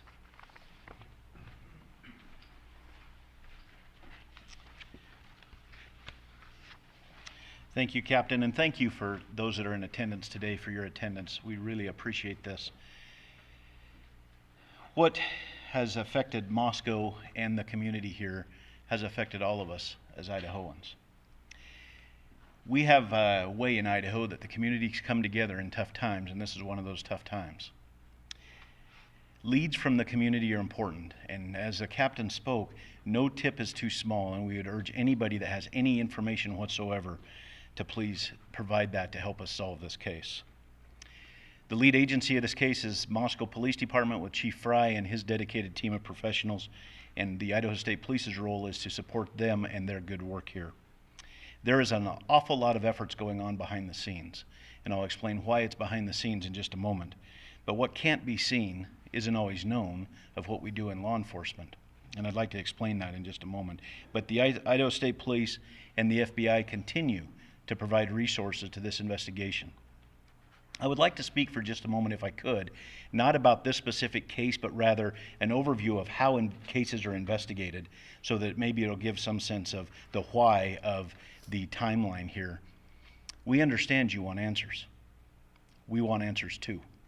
But these take time, and if I could explain just a minute about the process here of what we go through just generally in investigations. So yes, tell us the process. We process. use in advanced investigative techniques and crime scene processing. So what happens when a call comes in, the original officers, the first officers that respond to a scene, and then once that they've got their work there and determined that they need some additional investigative assistance, then they call investigators to come and help process that scene. And oftentimes it requires a forensics team to help process that scene. And when I say process the scene, what we're looking for is we're looking for any evidence that may help us to be able to find the people or person responsible for what we're seeing. And so we're collecting biological evidence, we're collecting latent evidence, whether it's shoe prints or tire marks or anything like that. We're trying to collect that evidence. We're trying to we do that through photographs, we do that through 3D mapping to be able to map the scene. We identify and we mark evidence, and then we collect that evidence. And then we look for any evidence that we think may be helpful. And once that is done, then we package all that evidence up and we send it off to forensics laboratories to be analyzed to see if it can help provide clues of what's happening. All of this takes an immense amount of time. The reason this is important to understand is because it's important that while this is such a tragic circumstance that we find ourselves in law enforcement, we believe we owe this to the surviving families to get this right. And so we're not willing to sacrifice speed for quality. We do testing for blood, we do latent print processing, any documentations for anything at the scene so that we can reconstruct that scene at a later date. If I could share just a few statistics of this particular crime scene. At this crime scene, we collected 103 pieces of individual evidence. We took approximately 4,000 photographs. We've conducted multiple 3D scans of the residence, and we have hundreds of hours used by technicians and investigators, including our forensics team and detectives from multiple agencies. We've processed over 1,000 total tips and conducted 150 interviews. 150 interviews. I hope that you understand that gives a little bit of a perception of just how complex this case is. We have the utmost confidence in this investigation and that this investigation will be done right. We ask you and we ask the public to please remain patient as this investigation unfolds. And please rely on official sources of information. We really appreciate the media's assistance. We know you have a job to do. We know that you're professionals and you do it to the best of your ability. And we're thankful that you're here, because without you, we could not get the correct information to the community that could help us solve this. So I can't overemphasize how much I appreciate and we appreciate in law enforcement your willingness to do this. What you are doing matters. And it matters in what we are committed to doing, and that is to, the best way we can think of to honor these victims and their families is to conduct this investigation correctly. Finally, I'd like to share that I've been in regular contact with Idaho's Governor Brad Little throughout this investigation. Governor Little is making available up to $1 million for expenses related to this ongoing investigation. Do you think that scared Brian? The resources that are here in Moscow. Wait, when he heard that the governor gave $1 million for more resources, do you think that he started shitting his pants? This was November 23rd. November 23rd, and I think within a few days after this is when they say they have this white Elantra. Throughout with this investigation, you can see that those expenses would add up quickly.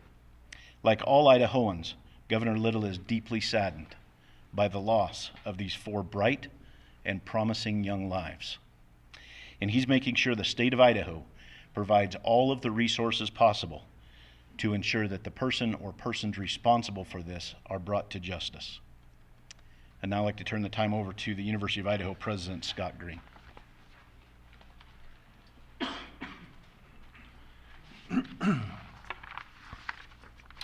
Good afternoon. I'm Scott Green, President of the University of Idaho. We deeply appreciate the kind words of support we have been receiving from our alumni and friends, as well as many others who may not know us but have taken time to reach out. People are donating to the victims' GoFundMe pages and the Bruce Pittman Fund for Students in Need, and they're buying personal devices for our students and continuing to look for other ways that they can help. This is what it means to be a vandal. In the last 24 hours, we have sent updated communications to our students, employees, parents, and alumni.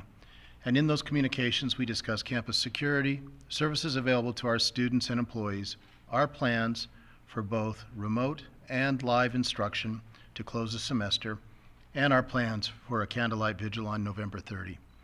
All of this is available on our website. We all want swift justice and continue to work with law enforcement to aid them in any way helpful to their investigation. As the investigation continues, we will better know how to proceed in the new year. We will endeavor to find the balance among safety concerns, the need to grieve, and the long-term needs of all of our students and employees. Through everything we do, we will keep Kaylee, Madison, Xana, and Ethan, as well as their families and friends, in our thoughts There's that guy and our again. prayers. There's the guy again, just sitting there, and he's not doing anything. He's not typing. He's not reporting. Thank you. That is uncanny AF. Let's take a closer look at this.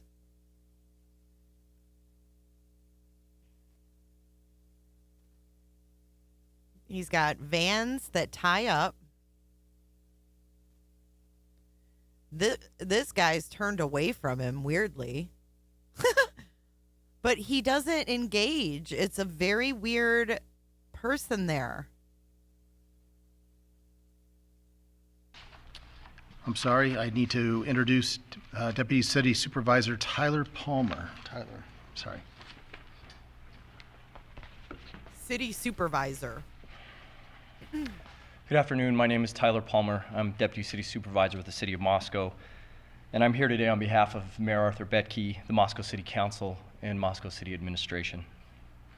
The loss of Kaylee, Madison, Xana, and Ethan has sent an overwhelming, palpable wave of grief, confusion, sorrow, and anger through our peaceful community.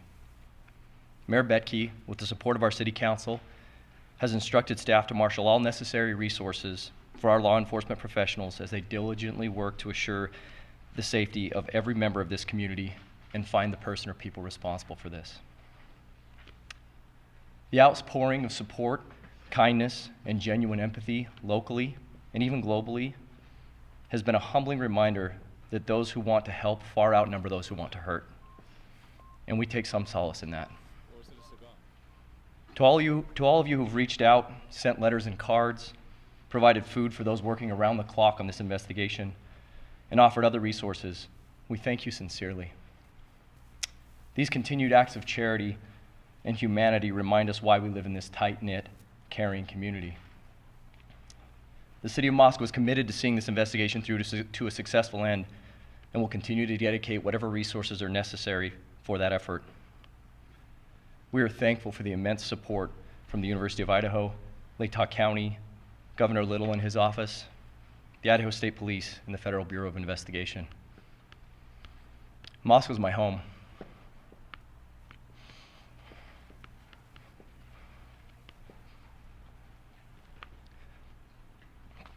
And I know we won't be defined by tragedy, but how we respond to it. We mourn the loss of these beautiful young people, and we will relentlessly pursue justice on their behalf. Thank you.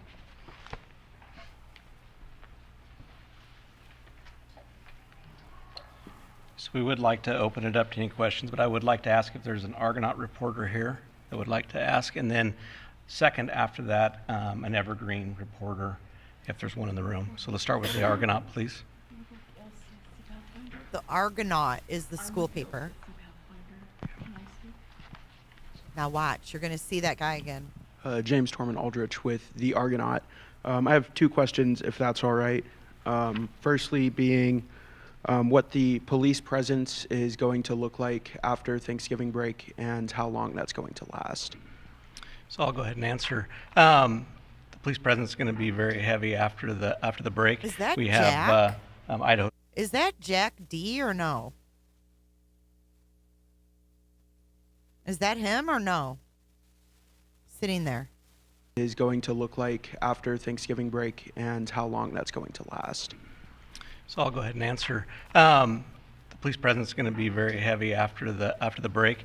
We have Idaho State Patrol that will also still be in the area, and you'll see a high impact of patrol officers and troopers, as well as Lake County Sheriff's Department personnel in the area. And then secondly, will there be any possibility of the release of the 911 phone call even in transcript form? Not at this time. That's part of our investigation.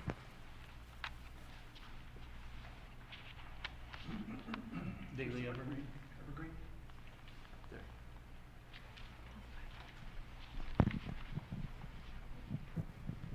Frankie Beer, the Daily Evergreen. I guess the Moscow PD press release mentioned looking into hundreds of pieces of information about Kaylee's potential stalker. I was wondering what led you to believe she did have a stalker possibly, and why those pieces of information haven't come up with conclusive results. I'm actually going to let Captain Lanier answer this question, okay? Thank you, Chief. No one, listen, we hold obtained on. information. No one was pissing on that house. They had 24/7 security. Let's stop the rumors and BS. 24/7 security on that house. No security guard was going to let them piss on the house. Give me a fucking break. Through some of our interviews that Kaylee had made some comments about a stalker, so that's where that came from. We have followed up looking at specific time frames in specific areas of town. So far we have not been able to corroborate it, but we're not done looking into that piece of information. Thank you.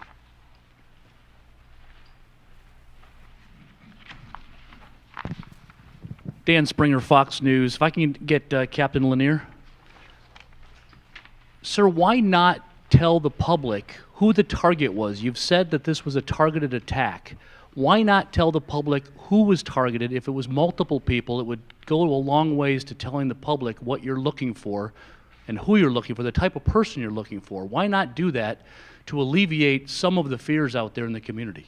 Well, first and foremost, we have the integrity of the investigation to preserve. And we feel like that information is integral to us and how we conduct our investigation.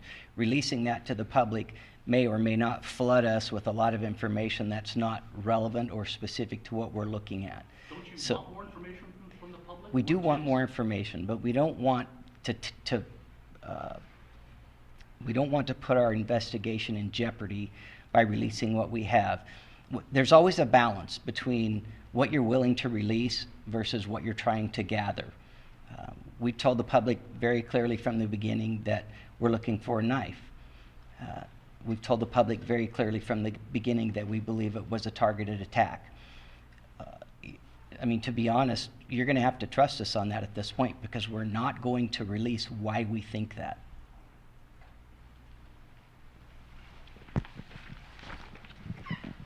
Lauren Patterson, Northwest Public Broadcasting. I see that the FBI set up a special web page just to collect digital information. I'm also curious if any of the investigators can speak to this.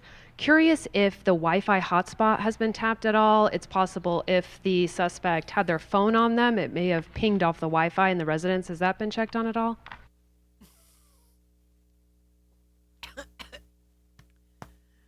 Who doesn't think that these questions were given to the reporters to ask? No one's going to know this, that they touched the Wi-Fi. This is exactly what Steve said. That he touched their Wi-Fi. She's asking specifically about the router. Of the investigators can speak to this. Curious if the Wi-Fi hotspot has been tapped at all. It's possible if the suspect had their phone on them, it may have pinged off the Wi-Fi in the residence. Has that been checked on at all? As I stated, our investigation is looking at every avenue of every piece of evidence that we can. The FBI has given us a website for any downloads of video or anything, so we ask people, if you have any of that, to send it to us, please.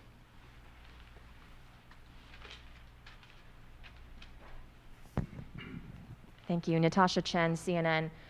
I have a couple of questions here. One, in many homicide cases, the first hours, the first days are so incredibly crucial. Now that we're moving into a window that's further and further away from the incident, does that concern you about the ability to arrest a suspect, or do you have information that you simply can't share with us that makes you confident that you're close to solving this? I'm going to have the Colonel step up and address that, please. Bring it on the Colonel. Well, thank you for the question, and I would like to address it a little more globally than specifically. A little more globally here. Yes, as time goes on, I mean, we're time past the initial calls for service and the initial crime. However, we also, as time goes on, are able to process the forensics evidence, any forensics evidence that we may have collected, and so that helps us. And we're also able to process the tips that continue to come in, which may help us. And so, while time in one respect is not beneficial, in another respect it is, because it helps provide us with that whole picture of with all of the information that we're gathering, whether it's evidence or tips or any other information that we're gathering. It may help us to provide a clearer picture, and so it may help answer those questions that we're seeking as well. So this is the lady who, Hi. See the lady with her hand up? She's the one who's asks about the weapon coming from ROTC, and she waves her hand several times before they actually call on her. Angela Palermo, Idaho Statesman. I was wondering if there's any evidence that suggests the attacker visited the first floor where the two surviving roommates were. That information will not be released at this time. It's part of our investigation, and as we stated earlier, there's many things that are involved in an investigation that we will release and things we won't.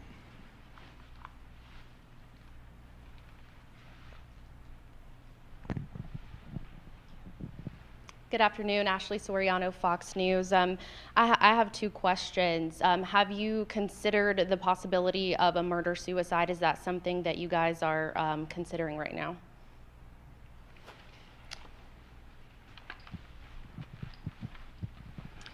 That question has been asked previously, not at a press conference. It's certainly something that we looked at in the early part of the investigation. It is not something that we're looking at this time. And I know some of the investigators' vehicles and police vehicles are coming in and out of the driveway. Do you think that potentially could disturb any tire marks or other evidence? Yeah, so the question has been asked about why did the crime scene tape expand, and that's not uncommon. When the first officers arrived, they tried to cordon off what they thought was important. We immediately expanded that when the investigators got there to process the scene. And logically, as this progresses, and you've seen this through our press releases, we have expanded it to several areas of the city and have in fact canvassed entire neighborhoods. So we try very, very hard to uncover every single bit of evidence possible in an area before we move on to the next area. So yes, we've looked at everything that we think we need to look at in and around the crime scene at this point. But do you believe that cars coming back and forth in the driveway, potentially like tire marks or foot marks, that there could have been? Well, it's a gravel parking area, so it would be hard to say that.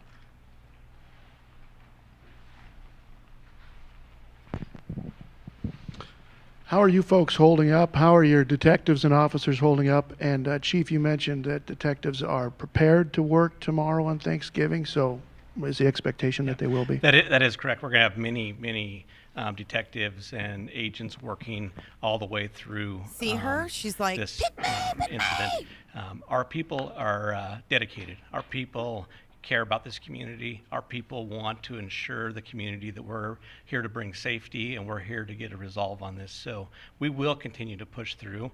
We'll give people time off as they need it, and we will continue to take care of them. But we're gonna keep pushing on this until we come to a conclusion. Chris Mitchell, KLEW. Is there any plans to increase security for the Apple Cup on Friday?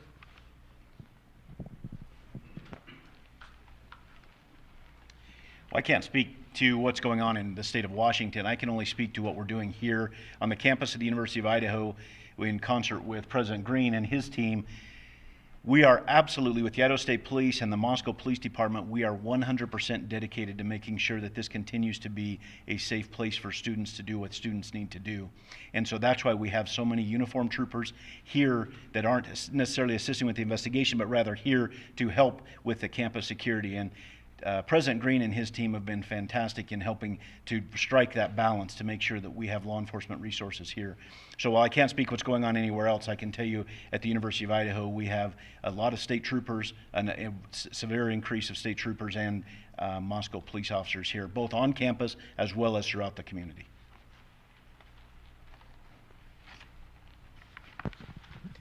John Gabell, ABC News.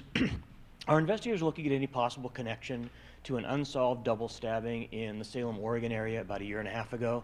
Specifically, 2 people stabbed in their home in the middle of the night, long knife, no suspect at this point. One died, one survived. I think we're looking at every avenue, and we have other agencies reaching out to us with other cases and stuff that we are doing follow-up on, and we will continue to follow up on those. Are you aware of that case?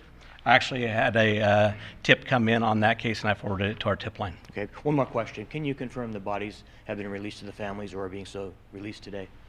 I believe they have been released to the family, and I know that I believe one of them has already had a funeral.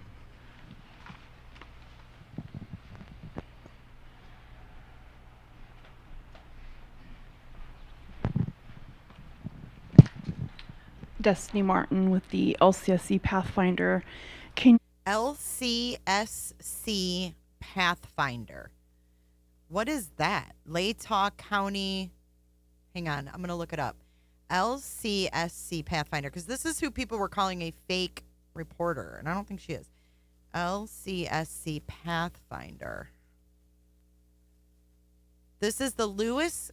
She is from the Lewis Clark State College newspaper. Isn't that weird? Lewis Clark? And she's asking about freaking ROTC and the perpetrator being a female. You lend any insights into the possibility that the murder weapon is linked to the ROTC program? And also you mentioned that the analysis unit is here. Will we be able to hear anything from them about a working profile they possibly have? And on that note, have you guys ruled out the possibility that the killer might be a female? So we look at every avenue. We're looking at every group of people. Like I said early in our first press conference, we're not going to let any stone go unturned. I believe, can you just clarify your second portion of that question? Oh, the BAU, sorry. Yes, I would like to know if the BAU has a working profile, because, you know, you look at victimology. Sure. Are you able to tell us who was killed first on the time of death, so that we may understand like who was, if it was a targeted attack, it would make the most sense if they killed one of the roommates first, and then maybe the other two, you know, I'm not, Sure. this is not speculation, I'm getting off topic. My question is are you guys looking at a working profile? Have they come up with anything new regarding the motive or intentions of the killer or killers? The BAU unit is working diligently to do what they do. Will that be provided? I'm sure that may be provided once the conclusion of this case comes together. But they are continually taking in information and reading reports and gathering information for that. Good afternoon, Chief. Amanda Rowley with Crime 2. Seeing some speculation with some of the cars being searched this past week. Wondering if you can squash some of the rumors and that speculation. There's the guy again. Thank you so much, Kimmy. Is there anything you can share specifically on the white car out front, and then a follow-up for the university after? So I'll have Captain Lanier go ahead and come up with that. Thank you. Well, we have looked at a lot of different vehicles. I'm assuming you're referring to the vehicles that were in the parking lot at the time. Yeah, so some of those vehicles belonged to the victims and some belonged to other people in the house. And so for us, that's part of the crime scene. As I mentioned earlier, the crime scene was expanded out through the parking lot. So we wanted to make sure that we looked at those prior to releasing the crime scene. It was part of the initial investigation that night. Thank you. And for the university, is there any additional information at this time that you can offer about the candlelight vigil, maybe what we can expect from that, and then any other information you can provide about that ask of the community to light the night on November 30th? Thank you for that. I'm going to turn this over to Blaine Eccles at this point. He's actually planning the whole event, so we appreciate it. Good afternoon. I'm Blaine Eccles, Dean of Students. The vigil is going to be hosted next Wednesday, November 30th at 5 p.m. We have it scheduled for the administration lawn at the moment. We're going to make a final determination on location early next week, just because we're waiting for the weather window to get closer, so we feel comfortable that that's where it will be located. We're anticipating a large turnout of community members as well as university members, students, faculty, and staff at that particular event. And all of the families have been invited to join us if they so wish from that aspect of it. The response has just been absolutely beautiful and overwhelming to the love that has been provided to the institution as well as the family members. The Light the Night event that you're talking about, while I don't have a lot of details on that, is set to coincide at the same time, just so that people that can't be here in person as part of the vigil are going to be able to participate remotely as well. The vigil will be live streamed, and it's safe to say that the Vandal family is going to unite and come together to support the families in the darkest moments of their life, quite frankly.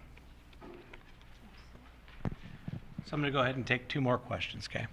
Jordan Smith, KXLY. At this point in time, do investigators know which entrance the suspect used to enter the residence, if this was someone who might have known the door code at the front or maybe used the back door? Once again, that's part of our investigation. We're not going to release that information this time. Thank you.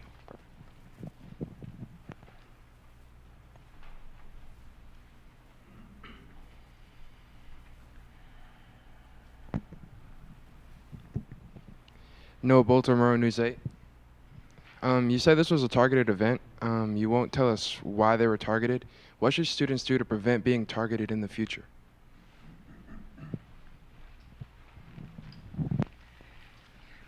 Well, that's a great question, especially in light of what just happened. If you would have asked us 9 days ago, we would have had probably a different answer. Moscow's always been a very safe community. In light of this, and maybe we should always look at it this way, vigilance, always traveling in pairs, knowing where you're going, telling someone when you arrive, and just that kind of general awareness. Maybe we should, as a community, have always been doing that. You know, in some ways, this took our innocence. I would tell students that you need to stay with a friend. I know that the university staff is looking at different options to increase some of the safety on campus and providing certain options to students. So yeah, going forward, there's a lot of things that maybe we wish we would have done before, but we need to start doing now. So I'm going to go ahead and close, but what we do want to let our community know that we do care. We do want to provide a safe environment. We will continue to work hard, and we'll continue to do everything we can. We want people to be vigilant. We want people to report anything suspicious to us and let us get there and handle it. But we are here to provide that safety. So I want to thank you today for coming, and I appreciate your questions.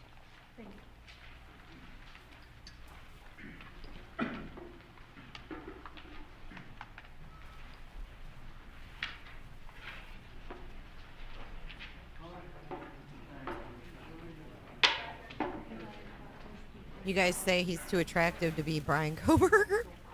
Dre, Happy New Year. So that is the second interview, or the second press conference, and I am going to end this here, and we're going to pick this up in a part 2 with the rest of the press conferences and deeper discussion on those. This one was a little strange. So you guys are saying this lady from Lewis Clark College actually is on YouTube? He left December 15th. Or, sorry, December, I think it was on the 15th he got pulled over. So maybe like the 13th or 14th.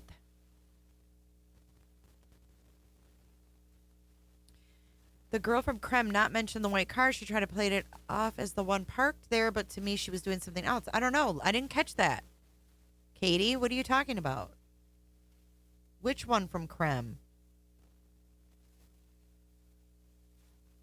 This lady?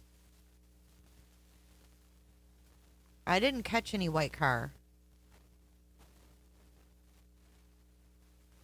It must be this one you're talking about. Oh, the white. Oh, she does mention a white car. I did not catch this. Okay, here we go. Let's listen to this part. Good catch, Katie K. Good freaking catch. Football. How about my Lions losing by a point? What a sham. What a sham. Be provided. I'm sure that may be provided once the conclusion of this case comes together. But they are continually taking in information and reading reports and gathering information for that. Good afternoon, Chief. Amanda Rowley with Krem 2. Seeing some speculation with some of the cars being searched this past week. Wondering if you can squash some of the rumors and that speculation. Is there anything you can share specifically on the white car out front, and then a follow-up for the university after? So I'll have Captain Lanier go ahead and come up with that. Thank you. Well, we have looked at a lot of different vehicles. I'm assuming you're referring to the vehicles that were in the parking lot at the time. Yeah, so some of those vehicles belonged to the victims and some belonged to other people in the house. And so for us, that's part of the crime scene. As I mentioned earlier, the crime scene was expanded out through the parking lot. So we wanted to make sure that we looked at those prior to releasing the crime scene. It was part of the initial investigation that night. Thank you. And for the university, is there any additional information at this time that you can offer about the candlelight vigil, maybe what we can expect from that, and then any other information you can provide about that ask of the community to light the night? So on what November happened 30th? with the car in Oregon, though? Remember the white car in Oregon that they found? But he's like, you're talking about the ones in the parking lot, right?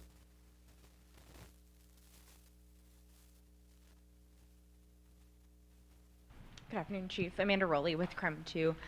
Seeing some speculation with some of the cars being searched this past week. Wondering if you can squash some of the rumors and that speculation. Is there anything you can share specifically on the white car out front, and then a follow-up for the university after? So I'll have Captain Lanier go ahead and come up with that. Thank you. Fallout. Well, we have looked at a lot of different vehicles. I'm assuming you're referring to the vehicles that were in the parking lot at the time. Yeah, so some of those vehicles belonged to the victims and some belonged to other people in the house. And so for us, that's part of the crime scene. As I mentioned earlier, the crime scene was expanded out through the parking lot. So we wanted to make sure that we looked at those prior to releasing the crime scene. It was part of the initial investigation that night. Thank you.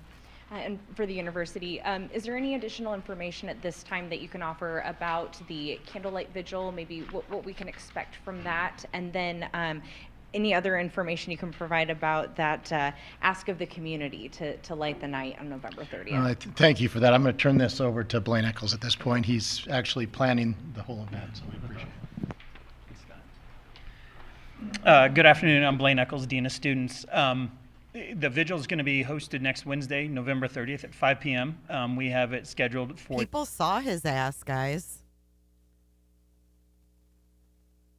That's what I'm wondering, Crime Solver. I'm wondering how scripted these press conferences were, because it definitely sounds like people saw him. The white car out front, and we have tire tracks out front. They got a lot more than we even know, guys. They got a lot more than we even know. They have to. I know we've said that all along, but yay, Sirius Black just ordered some palm pepper spray for using my link. Thank you so much. Get your pepper spray, protect your family and yourself. Well, Happy New Year, guys. And thank you for joining in this first replay of the press conferences from the Idaho 4 murders. We are going to be doing a part 2 and watching the remainder, including the arrest of Brian Koberger, and seeing if we pick out anything else. If you're replaying this, please put your thoughts in the comments. And people that are here in chat, keep the conversation going, because Katie, I never even noticed that. There's a lot. There's a lot to pick out of these press conferences. But thank you for your support, Sirius. I really appreciate that. Wasn't there an alleged white car parked to the left side of 1122 under the street lamp pole? There was a white car by the dumpsters that morning. Tons of video and traffic cameras, says Mike. Yeah, Ring doorbells. I mean, everything. There's got to be so much, because they asked for everybody's video in that neighborhood, in that vicinity. So... Happy New Year, guys. Thank you for joining. Oh, PKC. I wonder if they already viewed numerous videos showing a white car and wanted to ensure it wasn't Maddie's.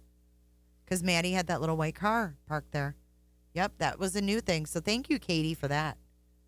Let's roll our credits, guys, and enjoy your New Year's Day. Chilling out, whatever it is you're doing. Eat lots of good food. Spend time with your families. And be safe.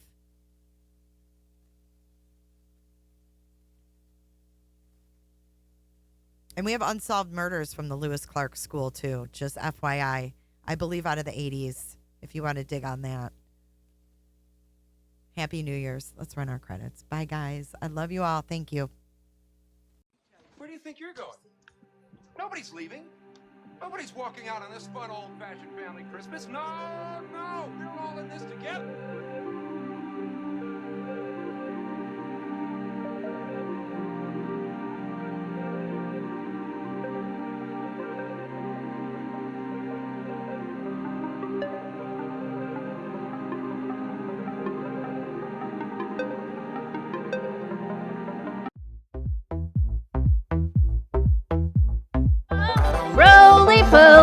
I don't really care about you and your problems. I don't give a damn. You talk way too much. I have heard enough about you and your problems. I don't give a damn. I don't give a damn. I don't give a damn. It's so cold in the deep. How the fuck do we supposed to keep peace? For donuts? You wanna feel something real, but I'm feeling differently. You're making plans to get to friends, but don't wanna feel I flashed and said, wow, pretty far out. I thought it was pretty far out. Is it one Jennifer or two Jennifers? Bye, Jennifer.